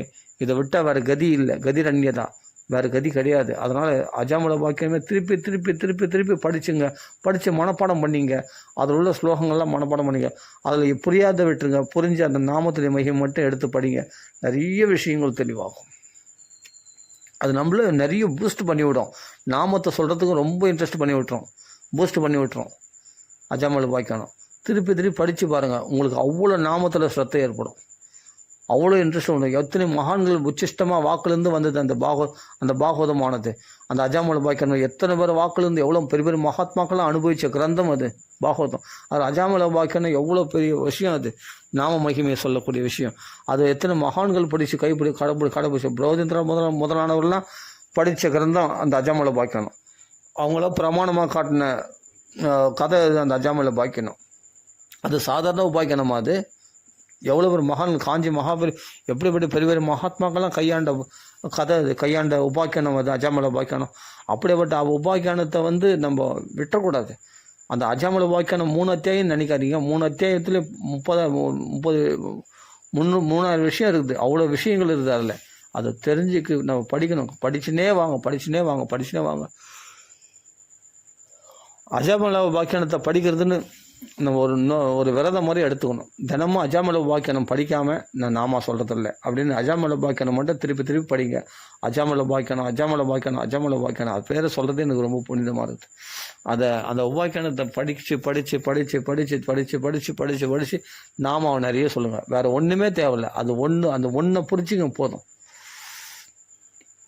அந்த உபாக்கியானத்தை மட்டும் விடாமல் படிங்க, திருப்பி திருப்பி படிங்க. 10 தடவை இல்லை, 10,000 தடவை கூட படிக்கலாம். அதை அவ்வளோ விஷயங்கள் அதில் இருக்குது. அதனால் நிறைய பாகவதம் பூரா படித்தாதான் அப்படின்னு இல்லை. பாகவதம் அப்போ எதுக்காக பாகவதம் வச்சு? பாகவதம் பூரா கேட்கணும், நிறைய கேட்கணும். பாகவதத்தில் உள்ள கதைகள்லாம் படித்தா அதெல்லாம் அனுபவிக்கணும். அதெல்லாம் அப்படியே தெரிஞ்சுக்கிட்டு நானெல்லாம் கடைப்பிடிக்க முடியாது எல்லாத்தையும். ஆனால் அஜாமல உபாக்கியானத்தில் சொன்ன நாம மகிமை மட்டும் கடைப்பிடிக்கலாம். அதை படிச்சுக்கோங்க. மற்றதெல்லாம் பாகவதம் வேஸ்டான்னு கேட்டால் அவ்வளவும் கேட்கணும். அப்போ தான் கிருஷ்ண லீலைகள் அதெல்லாம் கேட்டு அதெல்லாம் கடைப்பிடிக்கிறதில்ல. கிருஷ்ண லீலைகள்லாம் வாயில் நம்மளாம் உலகத்தை காட்ட முடியுமா? கோவர்த்தனத்தை உத்தாரணம் பண்ண முடியுமா? ராசலீலை பண்ண முடியும்? அதெல்லாம் நம்மளுக்கு விஷ பறிச்ச மாதிரி இதெல்லாம் பண்ண முடியாது. ஆனால் பகவான் நாமா எல்லாரும் சொல்லலாம். அஜாமலன் பண்ண அந்த ஒரு விஷயத்தை மட்டும் நம்ம பண்ணலாம். நாமா சொல்கிறது அதை படிச்சுக்கோம். பாரத யோகேஸ்வர் மாதிரி நம்ம தவம்லாம் பண்ண முடியாது. வீட்டை தகுந்து ஞானத்துக்காக பிரயாசப்பட முடியாது, சான்ஸே இல்லை. பிருது சக்கரவர்த்தி மாதிரி நம்ம இந்த பூமியை சீர்படுத்துகிறேன் அப்படின்லாம் பண்ண முடியாது இல்லையா? துருவனை மாதிரி தபஸ் பண்ண முடியாது. 5 மாதத்தில் பகவானை பார்த்துக்கலாம். துருவன் மாதிரி பண்ண மாதிரி காட்டில் போய் 10 காலில் நின்று தபஸ் பண்ண முடியாது. பிரகலாத மாதிரி சோதனைகளை நம்ம அனுபவிக்க முடியாது. ஒன்றே ஒன்று, நான் பிரகலாத மாதிரி நம்ம ஞானத்தை பேச முடியுமா? நம்ம அவ்வளோ அப்போ நாரத மாதிரி குரு நம்மளுக்கு கிடைச்சா கண்டிப்பாக நம்மளுக்கு அந்த பிரகலாத மாதிரி இருக்க முடியும். ஆனால் ஒன்று பிடிச்சிக்கோ, நீங்கள் எல்லாத்துலேயும் பர்ஃபெக்ட். பிரகலாத மாதிரியும் அதை விட உயர்ந்த நிலை, பிரகலாத மாதிரி உயர்ந்த நிலை எதுவுமே கிடையாது. எல்லாமே அந்த நிலை நம்ம பிரகலாத மாதிரி உயர்ந்த நிலைக்கு உன்னை எது கொண்டு வரணும்னா நாமா கொண்டு வந்துடும். நாமா உங்களை பர்ஃபெக்ட் ஆகிடும், அவ்வளோ பியூரிஃபை ஆகிடும். சேதோ தர்ப்பணம் மார்ஜனம் பவமஹா தாவாக்னி நிர்பாபனம் அப்படின்னு சொல்லக்கூடிய மனசை பியூரிஃபை ஆகக்கூடியது பகவான் நாமா. உங்களை பகவன்மயமாகவே கோவிந்த ஸ்வரூபகத்ரி அந்த பக்தி தேவி உங்களை கோவிந்தமயமாக மாற்றிடுவாங்களாம் பகவான் நாமா சொல்கிறவங்கள. பகவான் நாமா சொல்கிறவன் தான் பக்தன், பகவான் நாமா சொல்கிறவன் தான் பரம பாகவதன், பகவானுடைய கிருபைக்கு பாத்திரமானவன். அவன் தான் எல்லாமே. வேற என்ன? அவன் வேற பகவான் வேறன்னு பிரித்து பார்க்கக்கூடாது. பகவானுக்கு சம்மானவன் பகவான் நாமா சொல்கிறவன், அவ்வளோதான். இவ்வளோ ஈஸியாக. அதனால் எல்லாருக்கும் புத்தாண்டு வாழ்த்துக்கள், ஆங்கில புத்தாண்டு வாழ்த்துக்கள். எல்லோரும் மேலும் மேலும் பகவான் நாமா நிறைய சொல்லுங்கள். எந்த சாதன சிரமமும் வேணாம், உட்காந்து நாமா சொல்ல வேண்டியது மட்டும்தான். உங்களுக்கு எல்லாருக்கும் உங்களுக்கு ஒரே வேலை தான், உட்காந்து ராம ராம ராம ராம ராம ராம ராம ராம் அவ்வளோதான் நாமா சொல்லுங்கள். அப்படி உங்களுக்கு பாகவதம் படிக்கணும்னு சொன்னால் அஜாமல உபாக்கியானத்தை எடுத்து படிங்க, நிறைய படிங்க அஜாமல உபாக்கியானத்தை. அவ்வளோதான். அதை படிச்சுட்டு மறுபடியும் நாமா சொல்லுங்கள். திருப்பி அஜாமல உபாக்கியானமே படிங்க. ஒன்றுத்தில் பர்ஃபெக்ட் ஆகுங்க, அதுக்கப்புறம் ஒன்று கதைக்கு போகலாம். ஃபஸ்ட்டு இதில் நல்லா படித்து இதில் தான் கடைபிடிக்கக்கூடிய விஷயங்கள் இதில் தான் இருக்குது. அஜாமல உபாக்கியானத்தில் மற்றதெல்லாம் கடைபிடிக்க முடியாத சரித்திரங்கள் தான் இருக்குது. பாரத யோகேஸ்வர் சரித்திரமோ மற்ற சேத்திர யாத்திரை போகிறோன்னு சொல்லிட்டு பூகோள வர்ணனைகள்லாம் பார்த்தா சேத்திர யாத்திரைக்கு நம்ம அவ்வளோலாம் போக முடியுமா? அதெல்லாம் சாதன சிரமங்கள் இருக்குது. பிரகலாத மாதிரி பக்தி பண்ணா அந்தளவுக்கு தீவிர பக்தி நமக்கு இல்லை. பகவான் நாமா சொல்ல தான் நம்மளால முடியுமா? பிரகலாத மாதிரி தீவிர பக்தியெல்லாம் நம்மளை பண்ண முடியாது. அவ்வளோ விசுவாசம், திருட விசுவாசம் நமக்கு இருக்குமான்னு கேட்டால் கஷ்டம்தான். அவர் சக்கரவர்த்தி, பக்த சக்கரவர்த்தி, அவரால் முடியும். அது மாதிரி ஒன்று அம்பரீஷம் பண்ண மாதிரி நம்ம அப்படியேப்பட்ட தட்சிணைகள்லாம் கொடுத்து நிறைய தான தர்மங்கள்லாம் பண்ணி அப்படியேப்பட்ட ஏகாதசி விரதங்கள்லாம் தீவிரமாக இருந்து கடைப்பிடிச்சி அது மாதிரி எல்லாம் அதெல்லாம் பண்ண முடியுமா? அதெல்லாம் பண்ணுறது கூட கஷ்டம்தான். அப்போது மற்ற பக்தர்கள் பண்ணுறதெல்லாம் கஷ்டமாக இருக்கும் பார்த்தீங்கன்னா நீங்கள் பாகவதத்தில். ஆனால் பார்த்தா அஜாமலன் பண்ணது பார்த்தா துஷ்ட நிலையில் இருந்துன்னு நாராயணா சுலபமாக இதை ஒன்று தான் நம்ம கடைப்பிடிக்க முடியும் கலியுகத்தில். அதனால் இதை ஒன்றை கடைப்பிடிக்க போதும். அஜாமலன் மாதிரி பக்தி பண்ண யாருக்கு முடியும்? அஜாமலன் மாதிரி பக்தி பண்ண முடியாது, பிரகலாத மாதிரி முடியாது, துரோன் மாதிரி தபஸ் பண்ண முடியாது. நம்மளால் அதெல்லாம் பண்ண முடியாது. அதெல்லாம் கேட்கறதுக்கு நல்லாயிருக்கும். கேட்கணும் கண்டிப்பாக. நிறைய திருப்பி அந்த கதைகளை கேட்டால் நம்மளுக்கு பக்தி உண்டாகும் கிருஷ்ணனிடத்தில். ஆனால் நம்ம கடைப்பிடிக்க முடியுமான்னு கேட்டால் ஒன்றே ஒன்று கடைப்பிடிக்கலாம், ராமான்னு சொல்லலாம். இல்லைன்னா பாராயணம் பண்ணலாம், பாகவதம், அதுதான் செய்ய முடியும். வேறு பரிசுத்து மாதிரிலாம் எல்லாத்தையும் தூக்கி போட்டுலாம் வர முடியாது, நம்மளால முடியாது. பரிசுத்து மாதிரிலாம் கதை கேட்க முடியாது. பரிசுத்து மாதிரி மனம் ஊண்டி கதை கேட்க முடியுமா? எல்லாத்தையும் தூக்கி போட்டு வர முடியுமா? மரணமே வந்தாலும் செத்தாலும் நான் வீட்டோட சாகிறேன், நான் என் சொத்து சுகத்தெல்லாம் திறந்து இருது. அந்த 7 நாளுக்குள்ளே என்னென்னலாம் அனுபவிக்கணும்னு நினைக்குமோ அதெல்லாம் அனுபவிக்கணும்னு தோணும். அப்படின்னு இல்லையா? இப்போ உயிர்கொல்லி நோய் எதாவது வந்துச்சு, இத்தனை நாள் தான் இருப்பான் அப்படின்னு சொன்னால் அதுக்குள்ளே என்னென்ன அனுபவிக்கணுமோ அதெல்லாம் அப்படிலாம் பல விதமாக பயந்து இருப்பான், எல்லாத்தையும் அனுபவிச்சு. ஆனாலும் பகவத் விஷயத்துக்கு வரணுன்ற எண்ணம் வராது. ஆனால் பரிசுத்துக்கு வந்தது அந்த எண்ணம். அது பகவத் அனுக்கிறதுனால, பக்த சங்கத்தினால. அது மாதிரி எல்லாருக்கும் வருமானு கேட்டால் சுகாச்சாரியம் மாதிரி அது சான்ஸே இல்லை. அப்போ சுகாச்சாரம் மாதிரி நம்மளால் இருக்க முடியுமா? தேகாபிமானத்தை விட்டுன்னா அதுவும் கஷ்டம். பரிசுத்த மாதிரி கதை கேட்க முடியுமான்னா அதுவும் கஷ்டம். எல்லாம் கஷ்டம். ஒன்றே ஒன்று செய்யலாம், அஜாமலன் மாதிரி ஒன்று செய்யலாம். என்னென்னா பகவான் நாமா சொல்லலாம். அதை ஒன்று தான் செய்ய முடியும் கலியுகத்தில். இது ஒன்று தான் சாத்தியம். அவ்வளோதான். இதை செய்துக்கிட்டு பகவான் நாம கங்கைக்கரில் உட்காந்து அனவர்தன் நாமா சொல்லி ஒரே ஜென்மத்தில் அடைஞ்சார் பாருங்க. அது மாதிரி நம்மளால் அடைய முடியும்னா நச்சிராத். அவர் சிராத்னா லேட் ஆகுது, நச்சிராத்னா லேட் ஆகாது. ஒரு தக்ஷணத்தில் உனக்கு உடனே பகவத் அனுகிரகம் கிடைக்கிறதுக்கு ஒரே வழினா நாமா சொல்கிறது தான். இல்லை நாம சங்கீதத்தை கேட்குறது, கேட்டு அதை அனுபவித்து நாமா சொல்கிறது. இன்றைக்கி பலன் கிடைக்கணும்னா இதெல்லாம் ஒரே 10,000 வருஷம் தவம் பண்ணி கத்தம் பிரஜாபதி அடைஞ்ச அந்த பலனை கலியுகத்தில் ஒரே நாள் நீங்கள் நாம சங்கீதத்தினாலே கிடைச்சிடும், சாட்சாத்காரம் ஆகிடும். உண்மையாக நீங்கள் நாம சொன்னீங்கன்னா, மனசு வாக்கு காய முக்கால் நாள் ஒருமுகப்பட்டு நீ நாம சொன்னீங்கன்னா, ராமன் ஒரே அந்த ஒரு நாள் 10,000 வருஷம் பண்ண அந்த தபசனுடைய பலனும் ஒரே நாளில் நம்மளுக்கு கிடைச்சிடுமோ அப்படின்னு சொல்லியிருக்கு, சாஸ்திரம் சொல்லியிருக்கு. அவ்வளோ சீக்கிரம் நச்சிராத்து லேட் ஆகாது, அவ்வளோ சீக்கிரம் நம்மளுக்கு பலன் கொடுத்துரும் நாமா. பகவான் சொல்கிறாங்க இதில் பக்திக்கு அவ்வளோ பவர், அவ்வளோ பக்தி மிகுந்த சக்தி உடையது. அதனால் நம்ம உட்காந்து நாமா சொல்லுவோம். வேறு எந்த ஒரு பிஸ்னஸும் வச்சுக்காதீங்க, எந்த ஒரு கான்டாக்டும் வச்சுக்காதீங்க. அங்கே அவங்க நம்மளால பேசலையே, இவங்க நம்மளால பேசலையே கோவிச்சின்னு இருக்கிறதுனால பிரயோஜனம் இல்லை. இவங்க நம்மளால சரியாக பேச மாட்டாங்க, அவங்க நம்ம இதெல்லாம் எதுக்கு? இதெல்லாம் இந்த ஏக்கமே வேணாம். யார் நமக்குள்ள சரியாக பேசினாலும் பேசலாம், நமக்குள்ள பேச வேண்டியது பகவான். எனக்கு டைம் பாஸ் ஆகலை, எனக்கு அதெல்லாம் பேசி நேரணும், இதெல்லாம் வேணாம். அந்த டைமில் உட்காந்து நாமா சொல்லுங்கள், உங்களுக்கு நல்ல டைம் பாஸ் ஆகும். ஃபஸ்ட்டு கொஞ்சம் போர் அடிக்கிற மாதிரி இருக்கும், ஆனால் தொடர்ந்து நாமா சொல்ல ருச்சி ஏற்பட்டும். நாமா சொல்லாமல் உங்களால் வாழ முடியாது. நீங்கள் மாலையெல்லாம் வச்சு ஜபிங்க, இல்லை வெறுமனே நாம சங்கீர்த்தனமாக பண்ணுங்கள், இல்லை நாம ஜபம் பண்ணுங்கள். எப்படியாவது நாக்கில் நாம வந்தால் போதும். அது கீர்த்தனம்னா பாடுங்க, மாலை வச்சு ஜபிங்க. மாலை வச்சு ஜபிச்சேன்னா கொஞ்சம் நாம ருச்சி அதிகமாகும். கீர்த்தனமாக பண்ணால் நாம ருச்சி அதிகமாகும். இல்லை வெறுமனே ராமன்னு சொல்லிட்டு இருந்தாலும் சந்தோஷம்தான். எப்படியோ ஒன்று நம்ம இன்னொருத்தரை நம்புறதை காட்டிலும் நம்ம சாதனையை நாம் நாம சொன்னோம்னா இன்றைக்கி கைமேல பலன். குரு இல்லைன்னு கவலைப்படாதீங்க, நாமமே குருவாக நிற்கும். பகவான்களை ஒப்படைச்சோம்னா நம்மளுக்கு குரு ஒன்றுனா பகவான் குரு அனுப்புவான், இல்லையா பகவானே குருவாக இருந்தால் நம்மளை வழி நடத்துவான். இவ்வளோ தான், தெளிவாக இருக்கணும். இது நம்மளுக்கு எதுவுமே எந்த ஏக்கமும் வேணாம். அங்கே போய் அவங்கள போய் பார்க்கணும், இவங்கள போய் பார்க்கணும், அந்த மகாத்மா பார்க்கணும், இந்த மகாத்மா பார்க்கணும், அந்த கோயிலுக்கு போகணும், இந்த கோயிலுக்கு, அந்த தீர்த்த யாத்திரைக்கு போகணும். இதெல்லாம் இந்த அலைச்சலை முதல் தூக்கி போடுங்க. உட்காருங்க, உட்காந்து நாமா சொல்லுங்கள். அவ்வளோதான். ஒரே ஒன்று தெளிவாக இருக்கணும். அந்த இதில் மாற்றமே இருக்கக்கூடாது. நாமா சொல்கிறது மட்டும்தான் வாழ்க்கையாக இருக்கணும். அப்போ நாமா சொல்ல அஜாமலன் கிருபைக்கு பாத்திரமாகி சுலபமாக ஒரே ஜென்மாவில் அடைஞ்சிட்டான். யோசிச்சு பாருங்கள். சாதனை பண்ணவங்களுடைய நிலைமையும் காமிச்சிட்டோம், பரத யோகேஸ்வரர் மூலமாக நம்ம தெரிஞ்சுக்கணும். அதே சமயத்தில் துருவனம் பார்த்தோம், 5 மாதத்தில் பகவான் நாரதுடைய கிருபை, மகாத்மாவுடைய கிருபை, இல்லாட்டி பகவானுடைய கிருபையினால் 5 மாதத்தில் பகவான் 5 மாதன்றது அதிகம்தான் என்னை பொறுத்தவரையும். இன்றைக்கி நாம சொல்கிறவன் நாக்கில் உடனே பகவான் வந்துடுவான். சத்தியோகிருத்தி அவருக்கு தெரியும். இன்றைக்கி பாகவதம் கேட்குறேன், நம்ம ஹிருதயத்தில் பகவான் எப்போ வந்துட்டான், நம்ம ஹிருதயத்தை எப்போ தரிசனம் கொடுத்துட்டான். 5 மாதம் கூட அதிகம்தான். துருவனுக்கு 5 மாதம் பொறுத்து பகவான் தரிசனம் கொடுத்தாரு வெளிப்புறமாக.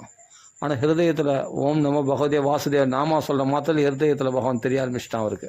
அதனால் நாமா சொல்கிறவங்களுக்கு ஹிருதயத்தில் எப்போ பகவான் வந்துட்டான்னு அர்த்தம். பயப்பட வேண்டிய அவசியமே இல்லை. சொந்த யாருக்கும் உலகத்தில் என்னன்னா நடக்கட்டும், யாருன்னா எப்படின்னா நம்மளுக்கு எதிர்க்கட்டும், என்ன பிரச்சனைகள்லாம் வரட்டும், பிரச்சனை ஒன்றுமே இல்லாமல் தவிடு பொடியாகிட்டோம் பகவான். ஆமாம், சூரியனை கண்ட பனி போல் வத்தடிச்சிடுவோம் அந்த கவலைகளை மனசுலேருந்து. அதனால் நீகாரம் இவ பாஸ்கராகா, அந்த பாஸ்கரனானவன் எப்படி, இதை நான் சொல்ல அஜாமல பாக்கியத்தில் தான் சொல்லப்பட்டிருக்கு. படித்து பாருங்கள், நிறைய உங்களுக்கு ரொம்ப நம்பிக்கை, அதிகமான ஸ்ரத்தை, நல்ல கான்ஃபிடென்ட் உண்டாகும் பகவானிடத்தில், நல்ல திருடமான பக்தி, நாமத்தில் ரொம்ப ஸ்ரத்தை உண்டாகும். அஜாமல பாக்கியத்தை படிச்சுட்டா அதை நிறைய தடவை படிக்கணும். அஜாமல பாக்கியத்தில் திருப்பி படிக்கணும். சரி, ஏதோ ஆவேசத்தில் நிறைய பேசலாம்னு நினைக்காதீங்க, எல்லாம் உண்மையை தான் திருப்பி சொல்கிறேன், அதான் வேறு ஒன்றும் இல்லை.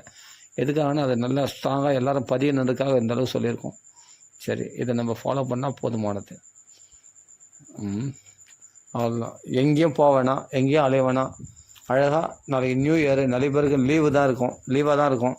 அழகாக உட்காந்து அந்த நியூ இயரை நல்லா கொண்டாடணும் அப்படின்னா நிறைய நாமத்தில் உட்காந்து அகண்ட நாமாவாக நிறைய சொல்லுங்கள்.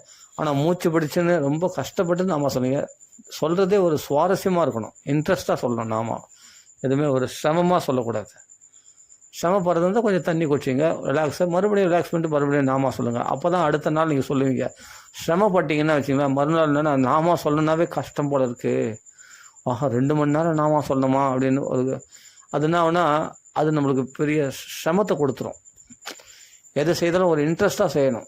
இன்ட்ரெஸ்டாக செய்தால் தான் அடுத்த நாள் சொல்கிறதுக்கு ஆர்வத்தை உண்டாகணும். அப்போ நீங்கள் கொஞ்சம் நேரம் சொன்னால் கூட பரவாயில்ல, அது இன்ட்ரெஸ்டாக சொல்லுங்கள், அதான் முக்கியம்.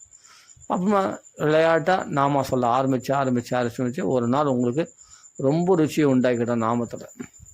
உங்களுக்கு கஷ்டமாக இருக்குதா, தயவுசெய்து விட்டுருங்க, செய்யாதீங்க.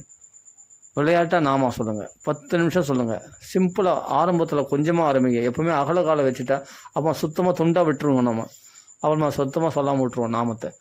ஆரம்பத்தில் விளையாட்டாக நாம சொல்லுங்கள், ராம ராம ராம ராம ராம ராம ராம ராம்.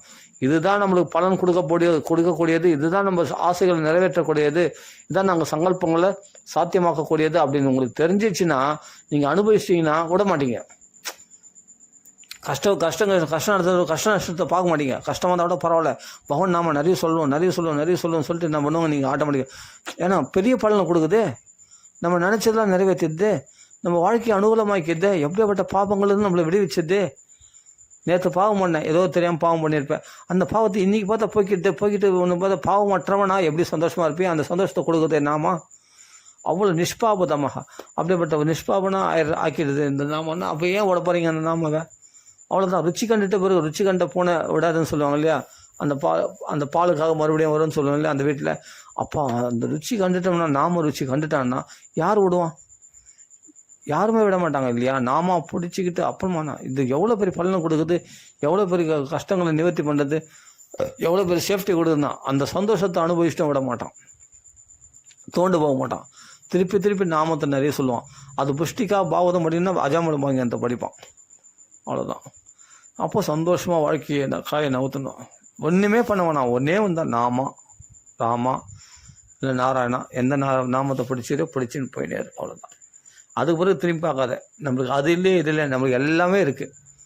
கடவுள் நம்மளுக்கு குருவை குத்தாச்சு, கொடுத்ததுனால தான் நீங்கள் இப்போ பாவதம் படிக்கிறீங்க, ராமாயணம் படிக்கிறீங்க, நாமா சொல்கிறீங்க, எல்லாமே பர்ஃபெக்டாக பண்ணுறீங்க. அவ்வளோதான். அதை அப்படியே ஃபாலோ பண்ணி போக வேண்டியது தான்.